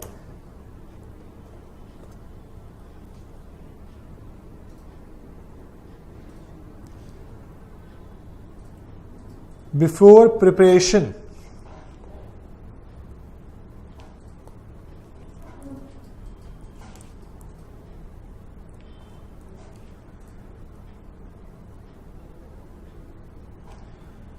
ऑफ ट्रायल बैलेंस। यानी कि ट्रायल बैलेंस बनाने से पहले जो ये स्टेज है, ये पहली स्टेज कौन सी है? जो ट्रायल बैलेंस बनाने से पहले है।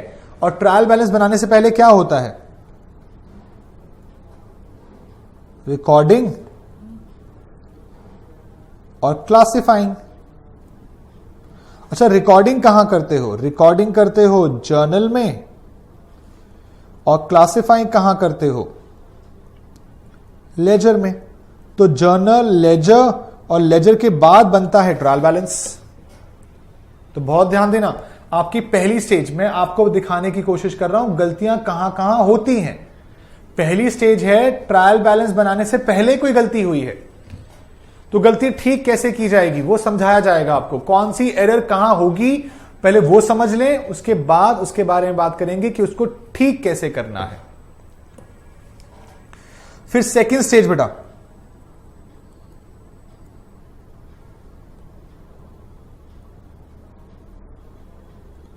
After trial balance but before final accounts. After trial balance but before final account, यानी कि ये जो प्रोसेस है ये आपका ट्रायल बैलेंस बना चुका है लेकिन फाइनल अकाउंट्स अभी नहीं बने हैं। ट्रायल बैलेंस बन चुका है। और जो थर्ड स्टेज आएगी, ये थर्ड स्टेज आएगी बेटा, गलती मिली लेकिन कब? नेक्स्ट फाइनेंशियल ईयर में। गलती मिली लेकिन कब? नेक्स्ट फाइनेंशियल ईयर में। और ध्यान रखना, नेक्स्ट फाइनेंशियल ईयर वाली चीज आपने आज से पहले सुनी भी नहीं होगी। हाँ, आपने पढ़ी जरूर है, बट ये नेक्स्ट फाइनेंशियल ईयर के नाम से नहीं। आपने 12th क्लास में पढ़ा था पास एडजस्टमेंट का टॉपिक, वहां पे आपने कुछ पढ़ा हुआ है इसके बारे में। तो इसके बारे में और डिटेल से पढ़ना होगा। एग्जाम में मोस्टली आता भी यही है, मोस्ट इंपॉर्टेंट है। लेकिन आप ये ध्यान रखना, बिना फर्स्ट स्टेज और सेकंड स्टेज को सीखे बिना आप थर्ड स्टेज पर पहुंच भी नहीं पाएंगे। तो पहले फर्स्ट स्टेज के अकॉर्डिंग चलेंगे, फिर सेकंड स्टेज के अकॉर्डिंग चलेंगे, फिर थर्ड स्टेज पे जाएंगे। और तीनों स्टेजेस को लेकर ही बातें समझाई जाएंगी आपको, क्योंकि फर्स्ट स्टेज वो है जहां से अकाउंटिंग की शुरुआत होती है, सेकंड स्टेज वो है जहां पे अकाउंटिंग का फाइनलाइजेशन होता है, और थर्ड स्टेज तो अगला साल आ गया। यानी कि कोई गलती मैं इस साल में हुई बट मैं ढूंढ ही नहीं पाया। कब ढूंढा? नेक्स्ट ईयर में ढूंढा। तो ये स्टेजेस हैं to find out your mistakes. आप अगर गलती को फर्स्ट स्टेज में ही ढूंढ लेते हैं, यानी कि आपने जर्नल और लेजर के टाइम पे ही ढूंढ लिया, ट्रायल बैलेंस बनाने से पहले ढूंढ लिया। सेकंड स्टेज, ट्रायल बैलेंस तो बन गया लेकिन फाइनल अकाउंट्स बन रहे थे, उससे पहले गलती को ढूंढ लिया। और थर्ड स्टेज, फाइनल अकाउंट्स बन चुके थे बट अगला साल आ गया है, अब अगले साल में गलती को ढूंढा। तो अगर मैं आपके सामने इस चीज को रखूं,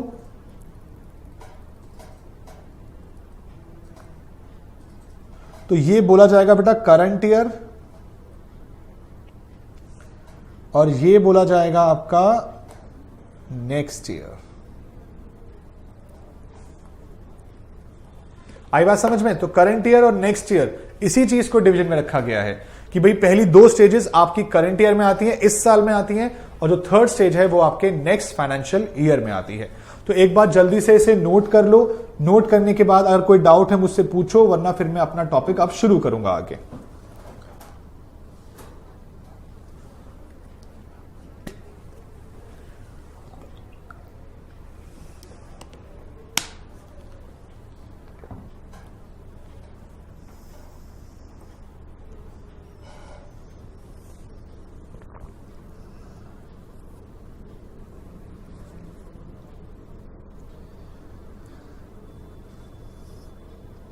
जल्दी जल्दी नोट करेंगे बेटा, टाइम वेस्ट नहीं करेंगे इसकी नोटिंग के रिगार्डिंग। तो आप ये स्टेजेस को नोट करने वाले हैं, फर्स्ट स्टेज, सेकंड स्टेज और थर्ड स्टेज।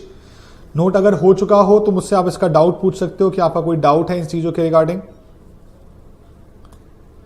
बेटा 2 GB डाटा उदित बहुत होता है बेटा, पूरी क्लासेस 2 क्लासेस देखने के लिए 2 GB डाटा बहुत है।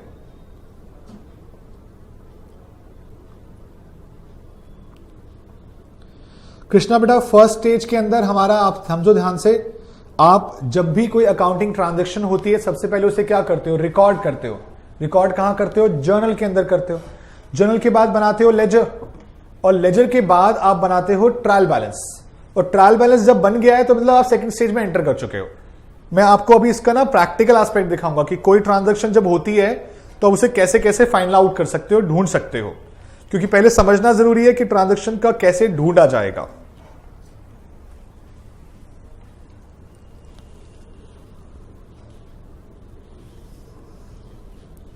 नीरज इन दैट केस आप बेटा अगर ऑनलाइन क्लासेस भी देख सकते हो, लाइव क्लास चलती रहेगी आप उसके बावजूद भी,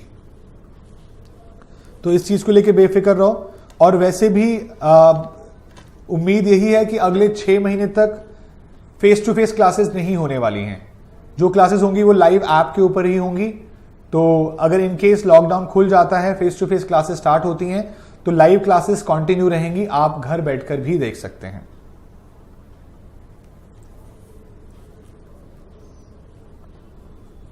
जी नहीं उदित नहीं है। अभी जो भी सपोर्ट मटेरियल होगा वो आपको बुक, फिजिकल बुक्स आपके घर डिलीवर की जाएंगी, या फिर आप हमारे सेंटर से आके खुद भी कलेक्ट कर सकते हैं। जब आपकी ये 5 डेमो क्लासेस कंप्लीट हो जाएंगी, अभी आपको नोट्स की कोई जरूरत नहीं पड़ेगी। जो चीजें चाहिए वो मैं आपको अवेलेबल कराऊंगा, और उसके बाद जब आपको फिजिकल बुक की जरूरत पड़ेगी तो वो आपको डिलीवर की जाएगी रजिस्ट्रेशन के बाद।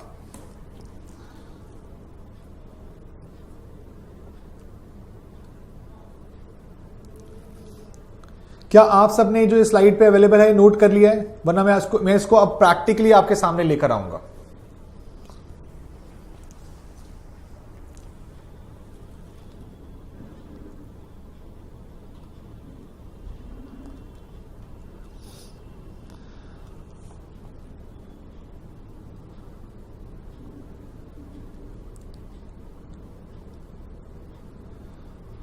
तो चलिए, तो मैं फिर आगे बढ़ूं।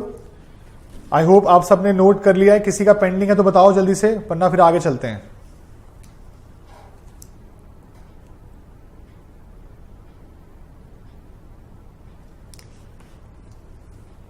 तो देखो ध्यान से, मैं आपके सामने अब क्या लिख रहा हूं, मैं आपके सामने लिख रहा हूं एक ट्रांजैक्शन।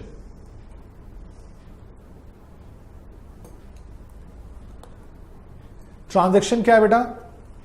ट्रांजैक्शन है, फॉर एग्जाम्पल मैं आपसे बोलता हूं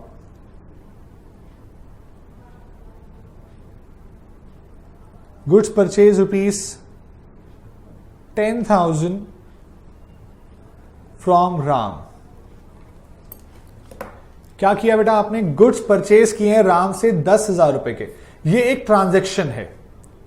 इस ट्रांजैक्शन को सबसे पहले आप क्या करते हो?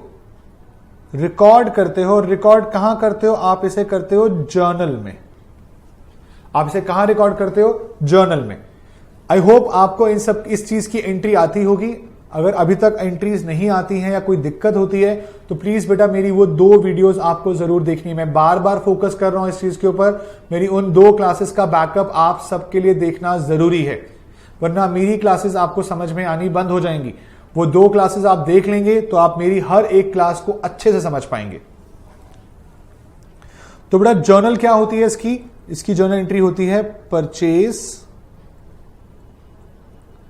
अकाउंट डेबिट टू राम 10,000 रुपए से। और इसके लिए हम नरेशन भी लिखते थे ना कुछ, being goods purchased from Ram. बात समझ में आ रही है आपको यहां तक की?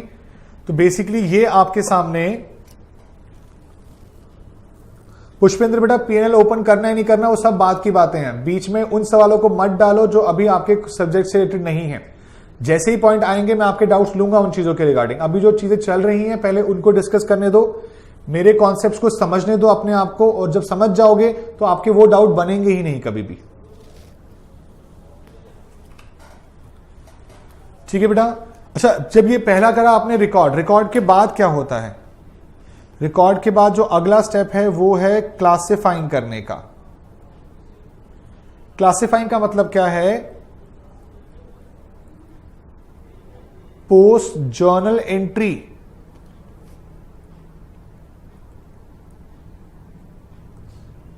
Into ledger. Post journal entry into ledger. इसके लिए लेजर क्या बनाया करते थे? आपके 2 लेजर बना करते थे या बनेंगे बेसिकली।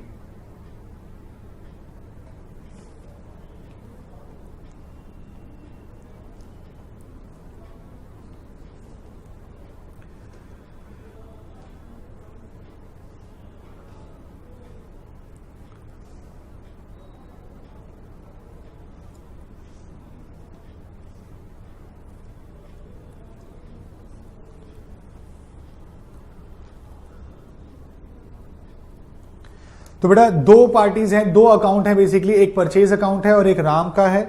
तो आपने एक बनाया परचेज अकाउंट, आपने एक बनाया राम। यहां पर क्या लिखोगे? Particulars amount, particulars amount.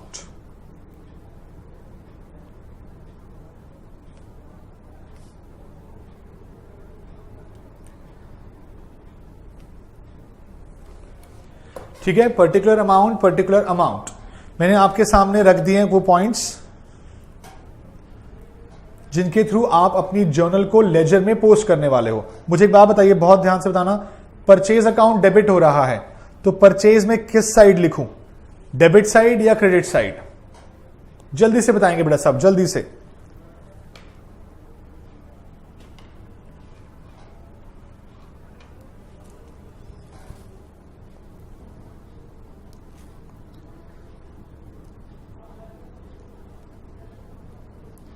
तो बेटा अगर परचेज अकाउंट डेबिट हो रहा है तो हमें कहां लिखना चाहिए? यस, परचेज अकाउंट डेबिट हो रहा है तो हम उसे दिखाएंगे परचेज अकाउंट की डेबिट साइड में। आदित्य डेबिट साइड में लिखते हैं बेटा टू राम। यस, और कितना अमाउंट था बेटा? 10,000 रुपए, 10,000 रुपए। उसके अलावा हम राम अकाउंट में लिखेंगे क्रेडिट साइड, क्या लिखेंगे? बाय परचेजेस 10,000 रुपए। मैं बिल्कुल बता रहा हूं, मैं इतना बेसिक से लेकर चलूंगा कि आपको टेंशन ही नहीं रहेगी चीजों की। अच्छा, इसके बाद क्या कर सकते हैं? इनके अकाउंट को क्लोज कर सकते हैं। 10,000, 10,000, बाय बैलेंस कैरिड डाउन 10,000, फिर इधर 10,000, 10,000, टू बैलेंस कैरिड डाउन 10,000। आपको पता है यहां तक जो ये है ना, ये लाइन से ऊपर फर्स्ट स्टेज थी। इस लाइन से ऊपर तक क्या है? फर्स्ट स्टेज है, क्योंकि मैंने आपसे क्या बोला था? Before preparation of trial balance. आप देख सकते हैं आपके सामने थी वो फर्स्ट स्टेज। यहां तक जो आप कर रहे हैं वो क्या कर रहे हैं? आप कर रहे हैं जर्नल और आप कर रहे हैं लेजर। तो जर्नल लेजर तक जो बनाया जाएगा वो आपकी फर्स्ट स्टेज है। और अगर कोई भी गलती हुई और यहां पकड़ ली गई तो आप बोलेंगे कि हमने फर्स्ट स्टेज में आइडेंटिफाई किया है। उसका रेक्टिफाई कैसे करना है मैं ये नहीं सिखा रहा, एरर कौन सा होगा मैं ये नहीं सिखा रहा, मैं सिर्फ इतना बता रहा हूं कि फर्स्ट स्टेज है क्या। पहले स्टेजेस समझेंगे, फिर एरर को समझेंगे, फिर एरर का रेक्टिफिकेशन समझेंगे। तो इस चीज पे ध्यान देंगे पूरा का पूरा। तो फर्स्ट स्टेज के अकॉर्डिंग क्या क्या किया? जर्नल किया, जर्नल बनाया, और जर्नल के बेसिस पर क्या बनाया? लेजर बनाया। तो ये दो चीजें कंप्लीट हुई हैं अभी तक फर्स्ट स्टेज के अंदर। बोलिए, यहां तक कोई डाउट तो नहीं आपको? जब फर्स्ट स्टेज कंप्लीट हो जाती है तो फिर बनता है क्या? फिर बनता है ट्रायल बैलेंस। और जब ट्रायल बैलेंस बनेगा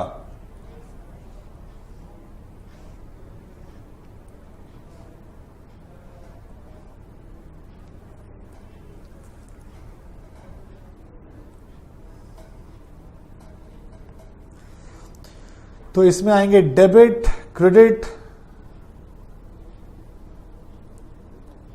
अकाउंट्स। कौन कौन से आएंगे बेटा? एक तो आएगा परचेज का अकाउंट, कितने रुपए? 10,000 रुपए। और आएगा आपका किसका? राम का 10,000 रुपए। तो 10,000, 10,000। और अगर मैं यहां तक बोलूं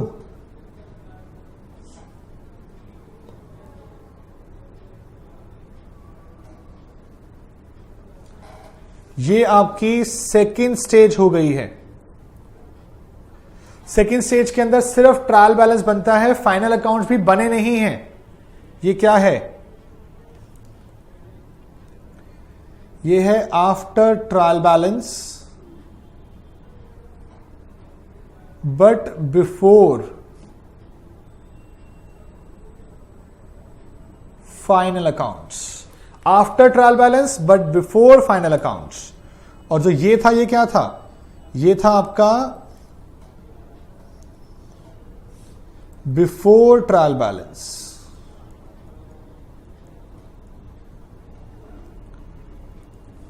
तो समझना, first stage before trial balance से पहले खत्म हो गई, सेकेंड स्टेज फाइनल अकाउंट से पहले खत्म हो गई।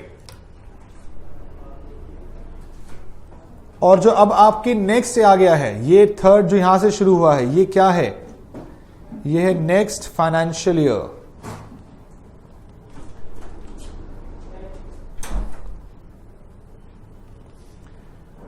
यानी कि आफ्टर फाइनल अकाउंट्स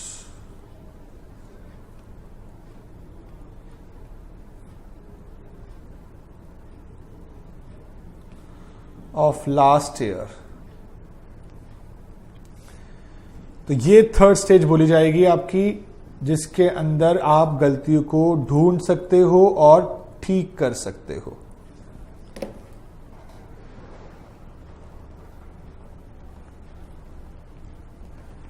बोलो बेटा, कोई डाउट तो नहीं यहां तक इस बात से?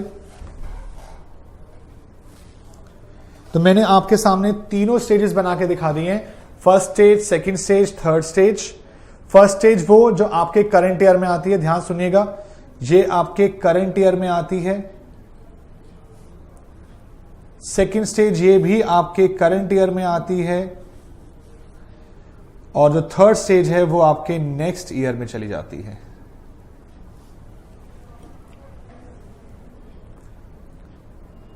बोलो बेटा, मैं एक बार आपके सामने पूरा शुरू से लगा रहा हूं, अगर आपको कोई डाउट है या नोट नहीं किया है तो एक बार जल्दी से नोट कर लीजिए। कोई डाउट है तो मुझे बताइए। अब मैंने आपके सामने प्रैक्टिकली समझा दिया है कि पहली स्टेज क्या है जहां आप गलती पकड़ेंगे, दूसरी स्टेज क्या है जहां आप गलती पकड़ेंगे, और तीसरी स्टेज क्या है जहां आप गलती पकड़ेंगे। पहले स्टेजेस समझ रहे हैं, फिर गलतियां कौन कौन सी होंगी वो समझेंगे। मैंने गलतियों के नाम बता दिए हैं आपको, एरर ऑफ प्रिंसिपल और एरर क्लरिकल एरर्स, लेकिन वो कैसे पकड़ी जाएंगी, कैसे ढूंढेंगे, उसके बारे में बात करेंगे।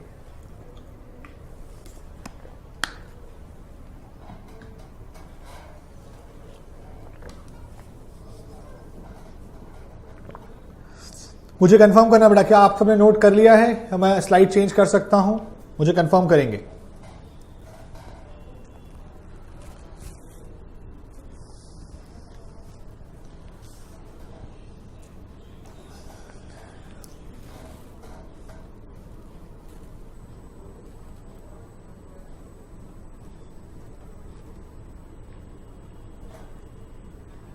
उदित, मैं एक बार आपको बता चुका हूं, आप बार बार बोलकर उसको दोबारा क्वेश्चन को रिपीट करके कोई फायदा नहीं है आपके लिए। आपको पढ़ना है तो बेटा यहीं पढ़ दीजिए, वरना मत पढ़िए।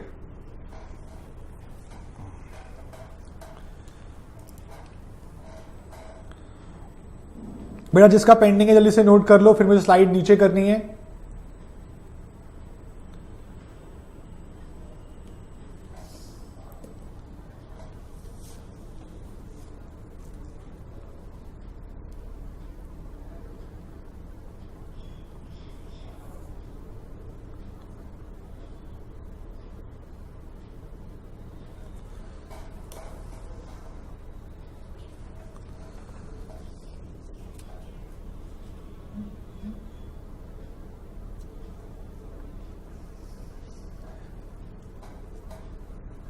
प्रोसेस को समझना बेटा, पूरा का पूरा प्रोसेस क्या है, रेक्टिफिकेशन ऑफ एरर्स का पूरा प्रोसेस क्या है वो आपको समझना है। जैसे जैसे आप प्रोसेस समझते जाएंगे आप आगे बढ़ते जाएंगे, इसी के अकॉर्डिंग हम आगे चलने वाले हैं।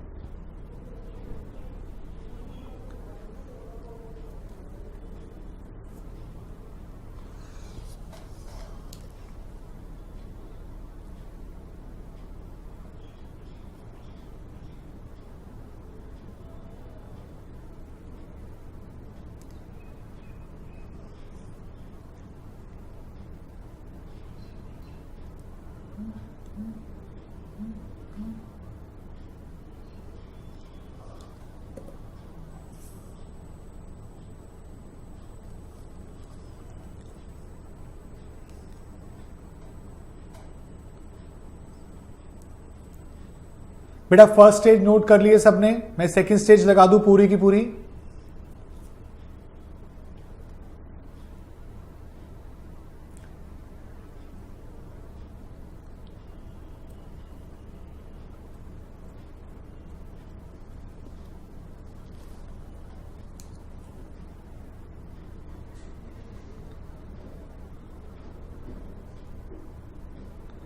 बेटा मैंने सेकंड स्टेज लगा दी है पूरी की पूरी, जल्दी से नोट करिए।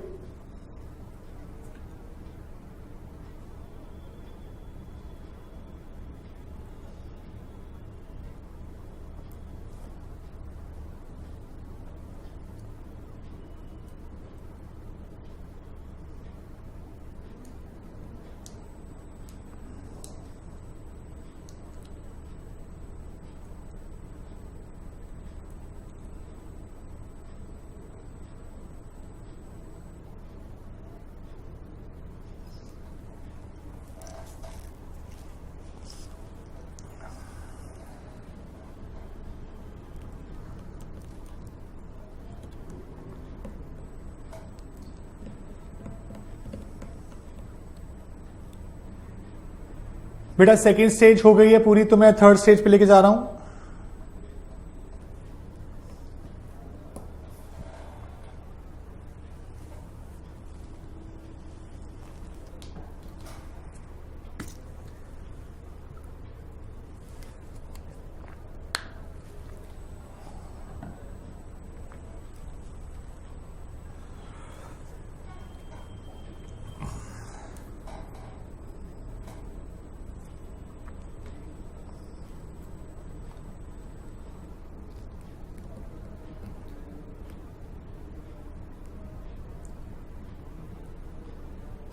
जल्दी बेटा थर्ड स्टेज को, फाइनल स्टेज को नोट कर लीजिए।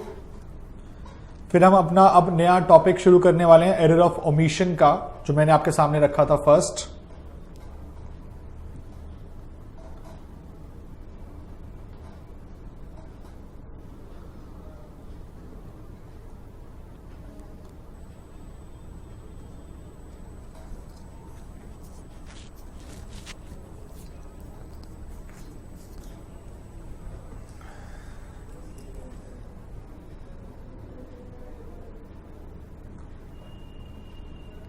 फिर अब मैं स्लाइड चेंज कर रहा हूं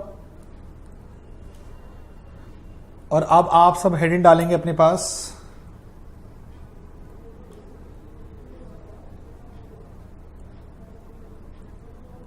error of omission,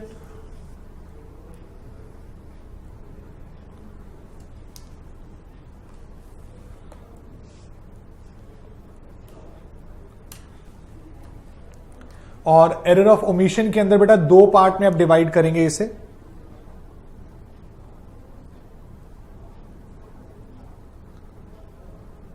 complete omission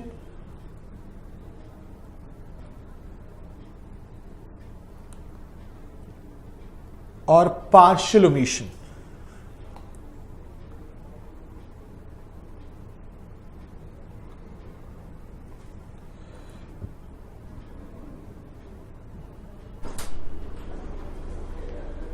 complete omission और पार्शियल ओमिशन।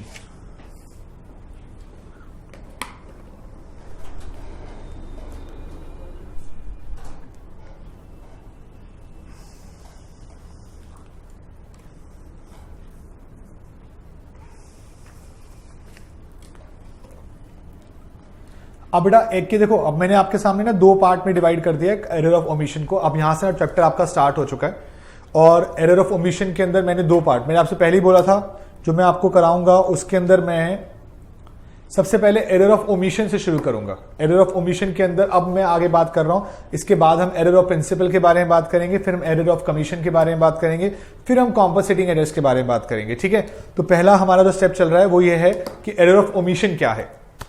ओमिशन का मतलब क्या होता है बेटा, सिंपल से वर्ड में अगर मैं बोलूं तो भूल जाना। हम कुछ फॉरगेट कर गए, भूल गए, तो इन दैट केस हम उसे कैसे ठीक करेंगे। पहले हम समझेंगे कि एरर ऑफ ओमिशन है क्या, फिर हम उसे कैसे रेक्टिफाई कर सकते हैं, हम फिर वो समझेंगे, उसके एग्जांपल्स करेंगे, तब जाके आपका एरर ऑफ ओमिशन कंप्लीट होगा। और एरर ऑफ ओमिशन दो पार्ट में डिवाइड किया गया है, कंप्लीट ओमिशन और पार्शियल ओमिशन। अब मैं आपको कंप्लीट ओमिशन के बारे में लिखवा रहा हूं।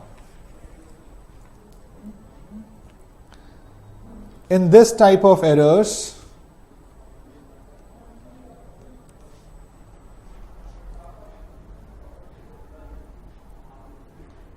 transactions are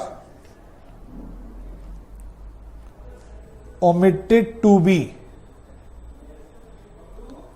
recorded in books of account. That is subsidiary books. For example, cash book, purchase book, sales book, etc. तो यहां पर ध्यान सुनिएगा, समझिएगा ध्यान से। और जब मैं इधर इस साथ में इसके लिए भी लिख रहा हूं,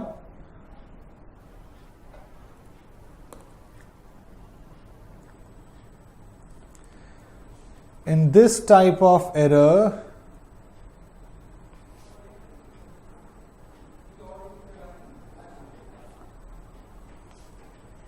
transactions are recorded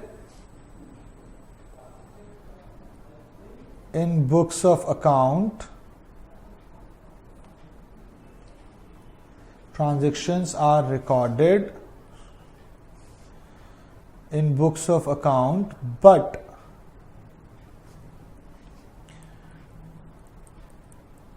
omitted to be posted into the ledger.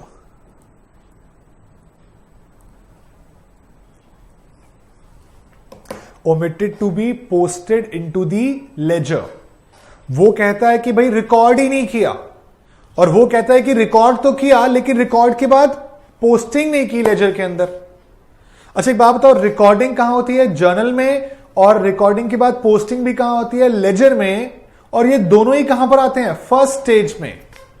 ये दोनों ही कहां पर आते हैं? फर्स्ट स्टेज में। अगर फर्स्ट स्टेज में कोई गलती होगी तो वो एरर ऑफ ओमिशन होगी, और एरर ऑफ ओमिशन दो तरह की होगी। कौन कौन सी? एक तो कंप्लीट ओमिशन और एक पार्शियल ओमिशन। उसके अलावा बाकी वाले पॉइंट्स को लेकर भी डिस्कस करूंगा कि बाकी वाले कंप्लीट ओमिशन का क्या नाम है, एरर ऑफ प्रिंसिपल हो सकता है, नहीं हो सकता है, एरर ऑफ कमीशन हो सकता है, नहीं हो सकता है, कॉम्पनसेटिंग हो सकता है, नहीं हो सकता है। लेकिन अभी बात कर रहे हैं एरर ऑफ ओमिशन के पॉइंट ऑफ व्यू से, और एरर ऑफ ओमिशन के पॉइंट ऑफ व्यू से दो तरह के एरर हैं, एक कंप्लीट ओमिशन और एक पार्शियल ओमिशन। कंप्लीट ओमिशन के अंदर आप ओमिट कर गए, भूल गए, ट्रांजेक्शन को रिकॉर्ड करना ही भूल गए। अब रिकॉर्ड करने के लिए आप सबको अगर याद हो तो आपने 11th क्लास में एक चैप्टर पढ़ा था subsidiary books, cash book, purchase book, sales book, और उसके बाद उसको हम डालते थे जर्नल के अंदर। तो डिपेंड ये करता है कि आपके बिजनेस का साइज कितना बड़ा है। अगर आपका बिजनेस बहुत बड़ा है तो आप क्या करते थे, हर एक ट्रांजैक्शन को जर्नल में ले जाने से पहले उसकी स्पेशल सब्सिडरी बुक्स में ले जाते थे। सब्सिडरी बुक्स और कुछ नहीं, आपके जर्नल का एक वर्किंग नोट था। वर्किंग नोट मतलब यस, आपने पूरे महीने में जितनी भी परचेज की वो पहले मैं परचेज बुक में रिकॉर्ड करूंगा और फिर उसका टोटल एक बार जर्नल में रिकॉर्ड करूंगा। तो इस तरह से हम आपकी सब्सिडरी बुक्स बनाया करते थे, फिर उसको जर्नल में ले जाया करते थे। तो अगर मैं बोल रहा हूं कि मैंने ट्रांजैक्शन को रिकॉर्ड नहीं किया तो इसका मतलब वो सब्सिडरी बुक्स में रिकॉर्ड नहीं हुई, इसका मतलब वो जर्नल में रिकॉर्ड नहीं हुई। और पार्शियल ओमिशन का मतलब यह है कि मैंने ट्रांजैक्शन को रिकॉर्ड तो किया लेकिन उसको अगला स्टेप जो रिकॉर्डिंग के बाद क्लासिफाइंग होता था उसको लेजर में नहीं डाला। तो पार्शियल है। पार्शियल इसीलिए बोला गया है कि आधा काम तो करा रिकॉर्डिंग का, लेकिन रिकॉर्डिंग के बाद जो अगला स्टेप होता है उसको कंप्लीट नहीं किया। अब आप मुझे बताइए, आपको यहां तक कोई डाउट है तो?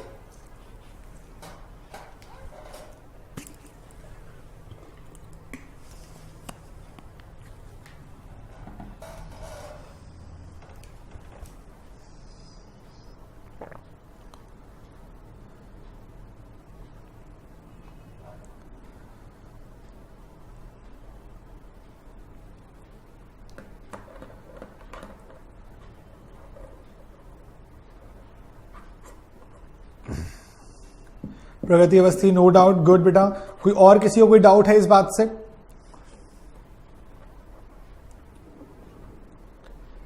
नो सर, विक्की को कोई डाउट नहीं बेटा। Clear sir. सर पार्शियल में अमाउंट पार्शियल नहीं होता। नहीं विकेश, अमाउंट पार्शियल की बात नहीं है, सिर्फ जब हम एरर ऑफ कमीशन पढ़ेंगे ना तो मैं वहां पर भी बताऊंगा आपको इसके बारे में। गलतियां पार्शियल ओमिशन को लेकर बहुत तरह की हो सकती हैं। जो एरर ऑफ ओमिशन का पार्ट है पार्शियल ओमिशन का, वो ये कहता है कि आपने ट्रांजैक्शन को रिकॉर्ड तो किया लेकिन लेजर में पोस्ट नहीं किया। बट इसी के अंदर और सारे पॉइंट भी जुड़ जाते हैं कि अमाउंट गलत पोस्ट किया, अमाउंट डेबिट का क्रेडिट में डाल दिया, गलत साइड डाल दिया, गलत अकाउंट में डाल दिया। तो ये सब मिलकर एरर ऑफ कमीशन को जन्म देते हैं। इससे एरर ऑफ कमीशन भी अपने आप सामने आता है।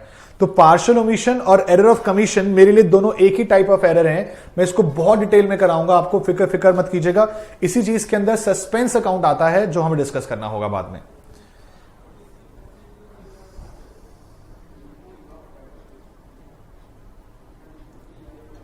क्लियर यहां तक किया बेटा?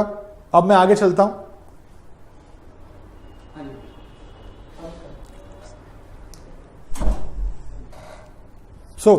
अपने पास बेटा जो नेक्स्ट पॉइंट है, अब प्लीज ध्यान से देखिएगा। मुझे आपने बताना है इस चीज के रिगार्डिंग रेक्टिफिकेशन क्या होगी। सो प्लीज पॉइंट को ध्यान से सुनिएगा और समझिएगा। मैं आज पार्शियल ओमिशन के बारे में कोई बात नहीं करूंगा, मैं सिर्फ बात करूंगा किसके बारे में, कंप्लीट ओमिशन के बारे में। और धीरे धीरे करके इसके एग्जाम्पल आपके साथ जुड़ते चले जाएंगे। लेकिन अब पॉइंट को अब सुनना और समझना है आपने। मैं थर्ड स्टेज को लेकर भी अभी कोई बात नहीं करूंगा। थर्ड स्टेज है नेक्स्ट फाइनेंशियल ईयर। बातें शुरुआत में होंगी फर्स्ट स्टेज की और सेकंड स्टेज की, और आपको बहुत ध्यान से लगा के बातों को सुनना है सिर्फ। बेटा अगर कोई ट्रांजैक्शन जो यहां पर हुई उसको रिकॉर्ड नहीं किया और वो मुझे फर्स्ट स्टेज में ही पता चल जाए, तो सबसे सिंपल तरीका है कि कोई गलती हुई है जो कि हमने रिकॉर्ड नहीं की, कोई ट्रांजैक्शन हुई है जो हमने रिकॉर्ड नहीं की, यही मेरी गलती है, और अगर मैं इसे रिकॉर्ड कर लूं तो ये बात यहीं पर खत्म हो जाएगी। तो इसका मतलब अगर आप एरर ऑफ ओमिशन में कंप्लीट ओमिशन को रेक्टिफाई करना चाहते हैं तो रेक्टिफाई फर्स्ट स्टेज में कैसे होता है? Record normal journal entry in books of account. देखो, जब आप फर्स्ट स्टेज में हो ना, तो इसका मतलब अभी ट्रायल बैलेंस नहीं बना है, एक नॉर्मल जर्नल एंट्री रिकॉर्ड कर लो। नॉर्मल रिकॉर्डिंग करना ही तो है। फॉर एग्जांपल, आपने किसी को गुड्स बेचे कैश में, आपने रिकॉर्ड नहीं किया, तो अब रिकॉर्ड कर लो। आपने गुड्स परचेज किए राम से, आपने रिकॉर्ड नहीं किया, तो अब रिकॉर्ड कर लो। तो बेसिकली करना क्या है, जो भी ट्रांजैक्शन है अगर आपने रिकॉर्ड नहीं की है तो उसे रिकॉर्ड करके ठीक कर सकते हो। तो रिकॉर्ड करनी है एक normal journal entry in books of account. बात समझ में आई? और अगर आप हैं किसमें, सेकंड स्टेज में, बहुत ध्यान देना, सेकंड स्टेज में आ चुके हो तो बेटा एक सिंपल सी बात बोलता हूं, सेकंड स्टेज का मतलब आपका ट्रायल बैलेंस बन चुका है। अब आपके पास जर्नल ओपन नहीं होगा, आपके सब्सिडरी बुक्स क्लोज हो चुके होंगे। तो नाउ अब अगर आप सेकंड स्टेज में हो, अगर आप सेकंड स्टेज में हो तो आप अभी भी रिकॉर्ड तो करोगे, लेकिन जर्नल में नहीं, नॉर्मल में नहीं, आप जर्नल प्रॉपर में रिकॉर्ड करोगे। और वो नॉर्मल एंट्री नहीं होगी, वो क्या होगी, वो एडजस्टमेंट एंट्री होगी। Record adjustment entry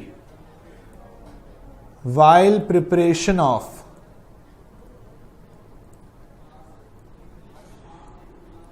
final accounts, while preparation of final accounts, यानी कि हम ना, अगर हमसे कुछ चीज छूट जाती है, देखो ध्यान सुनना, जर्नल बन गया, लेजर बन गया, ट्रायल बैलेंस भी बन गया, इसका मतलब आप कहां एंटर कर चुके हो, सेकंड स्टेज में एंटर कर चुके हो। और सेकंड स्टेज के बाद, ट्रायल बैलेंस के बाद क्या बनता है, ट्रेडिंग प्रॉफिट लॉस और बैलेंस शीट। जब बैलेंस शीट बन रही होगी तो अब मैं यहां जाकर दोबारा एंट्री नहीं कर पाऊंगा, मुझे यहीं पर इसे बनाते वक्त ही उस एंट्री को एडजस्ट करना होगा। इसलिए मैंने क्या बोला कि यह एडजस्टमेंट एंट्री होगी। अगर फर्स्ट स्टेज में पकड़ लेते हो, जर्नल लेजर बनाते वक्त पकड़ लेते हो, तो जर्नल एंट्री करके ठीक कर लो। लेकिन अगर ट्रायल बैलेंस बन गया है और ट्रायल बैलेंस बनने के बाद गलती को पकड़ते हो तो अब यहां जाकर ठीक नहीं कर सकते। अब आपको यहां फोर्थ पॉइंट में फाइनल अकाउंट्स बनाते वक्त उसको एडजस्ट करना होगा, उसके अंदर प्लस माइनस करना होगा, ताकि वो सब चीजें एडजस्टमेंट के साथ दिखाई दें। मुझे बताइए, यहां तक कोई डाउट है इस बात से?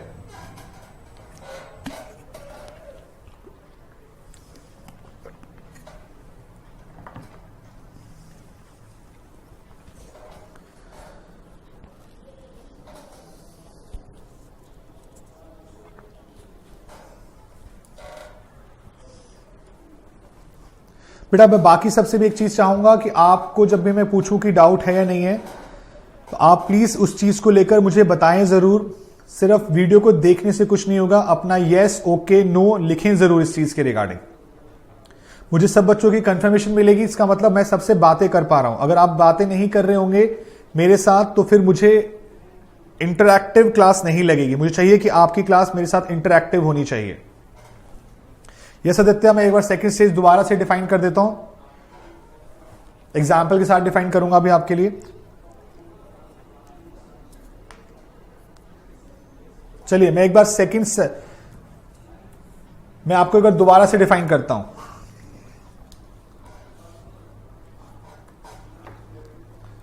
बेटा journal, ledger, trial balance, final accounts, ये है फर्स्ट स्टेज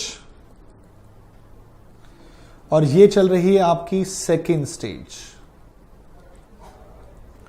अगर कोई ट्रांजैक्शन आप रिकॉर्ड करना भूल गए और आपने ट्रायल बैलेंस से पहले यानी कि इससे पहले ही ढूंढ लिया, तो आप एक एंट्री रिकॉर्ड करेंगे, जर्नल एंट्री, जो कि एक नॉर्मल जर्नल एंट्री होगी। लेकिन अगर आप ट्रायल बैलेंस बना चुके हैं और आगे निकल आए हैं और आप फाइनल अकाउंट्स बना रहे हैं, तो फिर आप इस जर्नल एंट्री को फाइनल अकाउंट्स में क्या करेंगे? एडजस्ट करेंगे। याद करो, आप सबने 11th क्लास में फाइनल अकाउंट्स पढ़ते वक्त एक चीज सीखी थी कि आप बनाते हो कौन कौन से account? Trading account, profit and loss account और बैलेंस शीट। तो कोई गलती या कोई भी एडिशनल इंफॉर्मेशन नीचे लिखी होती थी तो आप क्या करते थे? कहीं ट्रेडिंग में प्लस माइनस कर रहे हो, कहीं प्रॉफिट एंड लॉस में प्लस माइनस कर रहे हो, कहीं बैलेंस शीट में दिखा रहे हो। तो वो सब क्या थे? वो एडजस्टमेंट तो थे जो आप भूल गए हो। एरर और ओमिशन जो होते हैं वही तो फाइनल अकाउंट्स में एडजस्ट होते हैं, वही तो सेकंड स्टेज है। फर्स्ट स्टेज नॉर्मल रिकॉर्डिंग, ताकि काम बिल्कुल ठीक हो जाए। सेकंड स्टेज ट्रायल बैलेंस बन चुका है तो मैं बाकी पुराने जाके अकाउंट्स को हाथ नहीं लगाऊंगा, अब मैं फाइनल अकाउंट्स के अंदर ही उसके अंदर प्लस माइनस करके उसको एडजस्ट कर दूंगा। तो काम तो वही होगा, लेकिन मैं उसको नॉर्मल जर्नल एंट्री ना बोलकर अब मैं उसे एडजस्टमेंट एंट्री बोलना शुरू करूंगा।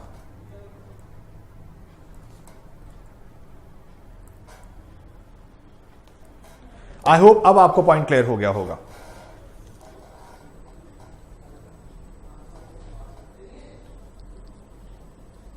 यस प्रगति अवस्थी, बिल्कुल सही बात लिखी है बेटा आपने। अब बाकी सब भी पढ़ो, प्रगति ने बिल्कुल सही बात लिखी है। सेकंड स्टेज का मतलब है कि हम अब सब्सिडरी बुक्स में जाकर एंट्री नहीं कर सकते।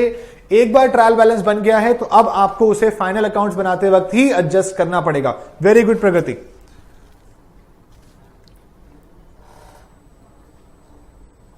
आकाश गुप्ता, नहीं बेटा, प्रॉफिट एंड लॉस एडजस्टमेंट की बात नहीं करेंगे अभी। प्रॉफिट एंड लॉस एडजस्टमेंट की बात अभी होती नहीं है, वो final stage, third stage next financial year में होगी। प्रॉफिट एंड लॉस एडजस्टमेंट का वर्ड अपने माइंड में बिल्कुल मत लाओ अभी। उदित, नहीं, सेकंड स्टेज में कोई अभी सस्पेंस की बात नहीं होगी। कंप्लीट ओमिशन और पार्शियल ओमिशन में सस्पेंस की बात होती है, कंप्लीट ओमिशन में कोई सस्पेंस की बात नहीं होती।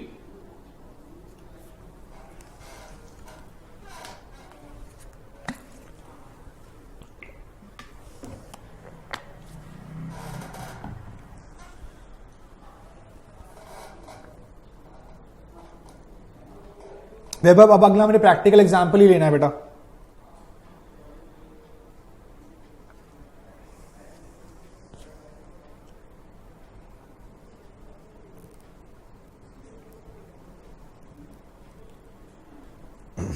नहीं उदित, नहीं करेंगे सस्पेंस अकाउंट से यूज।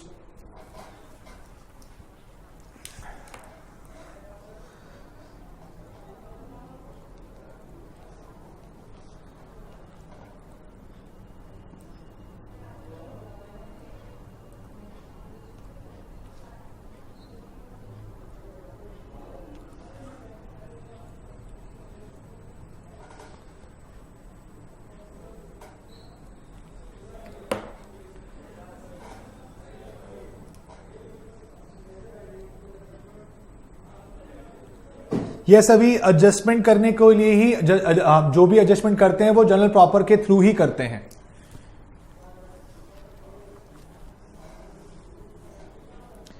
बेटा मैं आपके सामने एक प्रैक्टिकल एग्जांपल दिखा रहा हूं। अब आपके सामने लिखा हुआ है डेप्रिसिएशन ऑन मशीनरी ₹10,000। डेप्रिसिएशन लगाने की एक नॉर्मल जर्नल एंट्री होती है, depreciation account debit to asset account. अब अगर आपको ये एंट्री नहीं आती तो पहली 2 वीडियोस देखना जरूरी है, क्योंकि मैंने उन 2 वीडियोस के अंदर इस चीजों के बारे में बातें की हुई हैं। तो आप उन 2 वीडियोस को जरूर देखिए ताकि आपको ये एंट्री समझ में आए। अब हो क्या सकता है, आप 2 स्टेज में हो सकते हैं। फर्स्ट स्टेज, आप अभी जर्नल और लेजर ही बना रहे हैं। सेकंड स्टेज, आपका ट्रायल बैलेंस बन चुका है, अब आपके फाइनल अकाउंट्स बन रहे हैं। तो अगर आप जर्नल लेजर में ही हैं तो इसी वक्त पर एक एंट्री कर लीजिए ना। एंट्री क्या करेंगे? Depreciation account debit. देखो जब तक ट्रायल बैलेंस नहीं बनाना तो आप फर्स्ट स्टेज के अंदर एंट्री करके ठीक कर सकते हैं। तो depreciation account debit to machinery account. लेकिन अगर सेकंड स्टेज आ चुकी है, ट्रायल बैलेंस बन चुका है और फाइनल अकाउंट्स बन रहे हैं, तो अब आप क्या करेंगे? आप देखो, अब आपके अकाउंट बनेंगे trading account, profit and loss account और बैलेंस शीट। अब आप क्या करेंगे? अब आप मशीनरी में से डेप्रीसिएशन को माइनस करेंगे और प्रॉफिट एंड लॉस में दिखाएंगे डेप्रीसिएशन। यही चीज जो आपने की है यही तो एडजस्टमेंट है।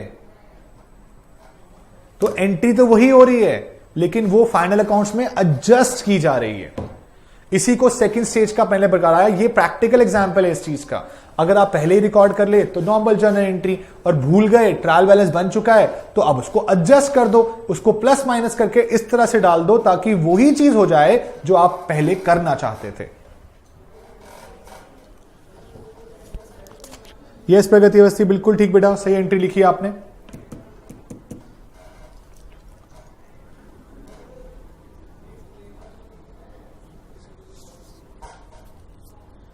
बोलो बेटा, बताओ, कोई चीज को लेकर डाउट है तो बताइए मुझे अब।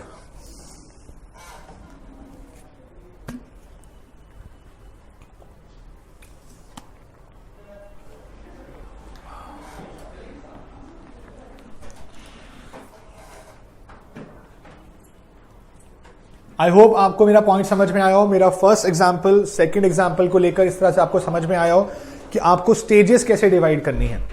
जब तक स्टेजेस समझ नहीं आएंगी तब तक आप ये चीज नहीं समझ पाएंगे कि गलतियां ठीक कैसे होती हैं, क्योंकि स्टेजेस को माइंड में डालना है।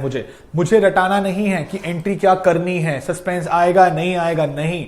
मुझे सिखाना है कि कहां पर सस्पेंस की जरूरत पड़ेगी, कहां पर सस्पेंस की जरूरत नहीं पड़ेगी। किसी चीज को रिकॉर्ड करने के लिए सस्पेंस अकाउंट की कभी जरूरत नहीं पड़ती। इस बात को माइंड में अच्छे से डाल लेना।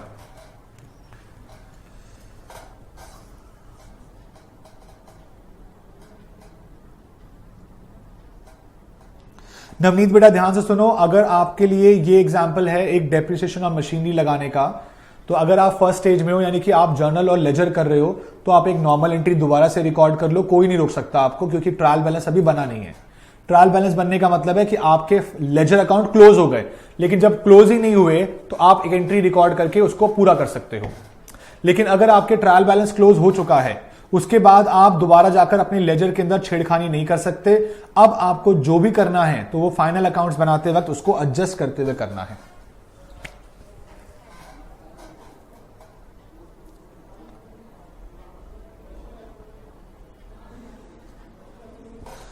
बोलो बेटा, यहां तक कोई डाउट है बताइए। मैं एक और एग्जाम्पल ले रहा हूं आप लोगों के लिए।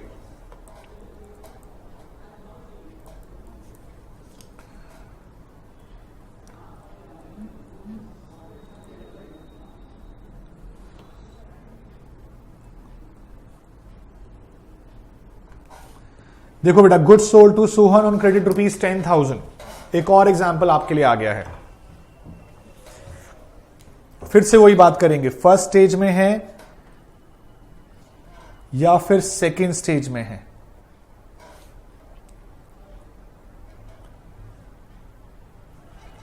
फर्स्ट स्टेज में है या सेकेंड स्टेज में है, यही चीज आपको समझनी है। देखो, मैं फिर से बोलूंगा, मैं बेसिक्स को लेकर आपके पीछे पड़ने वाला हूं। अगर आपने वो 2 वीडियो नहीं देखी तो मेरी क्लासेस आपको बहुत ही दिक्कत देंगी, और अगर वो 2 वीडियो देख ली तो उसके बाद आपको मेरी क्लासेस में कोई दिक्कत नहीं आएगी। फोकस इस चीज पे करिए कि आप यहां बेसिक सीखने के लिए आए हैं, और वो आपको इतना अच्छा सिखाया जाएगा कि आप सोच भी नहीं सकते। तो बेटा, आप मुझे बताइए, good sold to Sohan on credit, अगर मैं ये जर्नल एंट्री नहीं रिकॉर्ड कर पाया और मैं अभी जर्नल लेजर ही बना रहा हूं, मुझे पता चल गया कि यार मुझसे गलती एंट्री छूट गई है, तो उस एंट्री का क्या करना है, तो मुझे अब बताओ उसकी एंट्री क्या होनी चाहिए। मेरी एंट्री होनी चाहिए सोहन डेबिट, डेटर को डेबिट कर दिया टू सेल्स अकाउंट, कितने से, 10,000 से। एक नॉर्मल एंट्री रिकॉर्ड करो, बात खत्म हो जाएगी, टेंशन ही नहीं रहेगी आपको इस चीज की।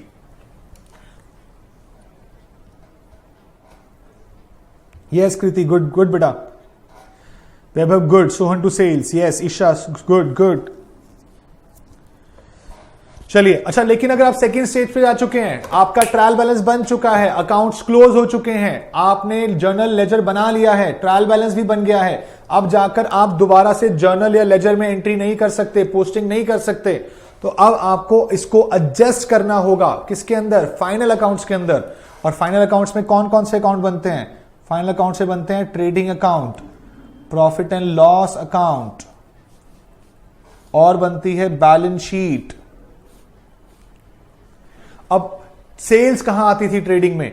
सेल्स आती थी यहां पर, तो सेल्स में प्लस करते थे ओमिटेड सेल्स, जो आप रिकॉर्ड करना भूल गए 10,000 की, वो मैंने सेल में जाके प्लस कर दी। दूसरा, बैलेंस शीट के अंदर प्लस करूंगा ओमिटेड सेल्स, जो आपने सोहन के नाम से रिकॉर्ड करना भूल गए। तो ये एडजस्टमेंट हो गई, इसी को एडजस्टमेंट एंट्री बोल देते हैं।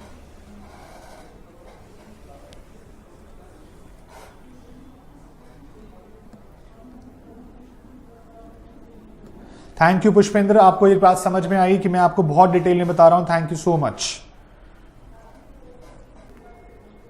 यस शुभम, बिल्कुल ठीक बेटा, उसको हम ऐड कर देंगे, डेटर्स की वैल्यू बढ़ जाएगी। यस तन्वी, बिल्कुल सही पॉइंट पकड़ा आपने। जो हम एडजस्टमेंट करते हैं वो रेक्टिफिकेशन ही तो होती है, क्योंकि हम कोई चीज भूल गए तो वो गलती है, और गलती को एडजस्ट कर दिया तो मतलब रेक्टिफिकेशन है। बिल्कुल ठीक पकड़ा आपने। आदित्य, वो मैं सिखाऊंगा बेटा, गलती फर्स्ट स्टेज में हुई है, सेकंड स्टेज में हुई है, आपको सिखाया जाएगा, टेंशन ना लो उस चीज की बिल्कुल भी।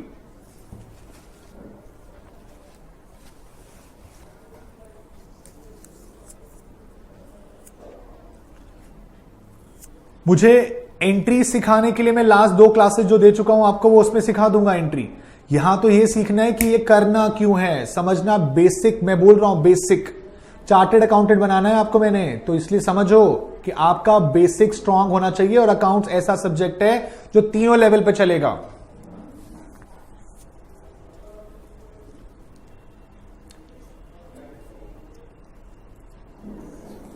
उदित, हमने बैलेंस शीट के अंदर डेटर्स में ऐड किया है, डेटर बढ़ जाते हैं क्रेडिट सेल करते हैं तो।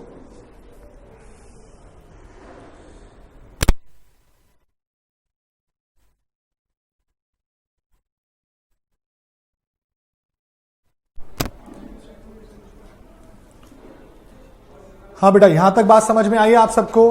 फर्स्ट स्टेज और सेकंड स्टेज में कंप्लीट ओमिशन का क्या ट्रीटमेंट है मैं आपको बता दूं। मैंने आपका बेसिक लिख दिया यहां पर। नेक्स्ट क्लास के अंदर मैं इसकी जो भी है सारे के सारे एग्जाम्पल के साथ शुरू करूंगा। आई होप तब तक आप सब मेरी दोनों क्लासेस देख लेंगे। किसी ने भी अगर दोनों क्लासेस में से एक क्लास देखी है तो दूसरी भी देखो, या फिर नहीं देखी तो दोनों देखो, क्योंकि अगली क्लास के अंदर आपकी जर्नल एंट्रीज का टॉपिक स्टार्ट होगा और वो फिर हम आगे बढ़ाएंगे। तो फिर नेक्स्ट क्लास मिलेंगे।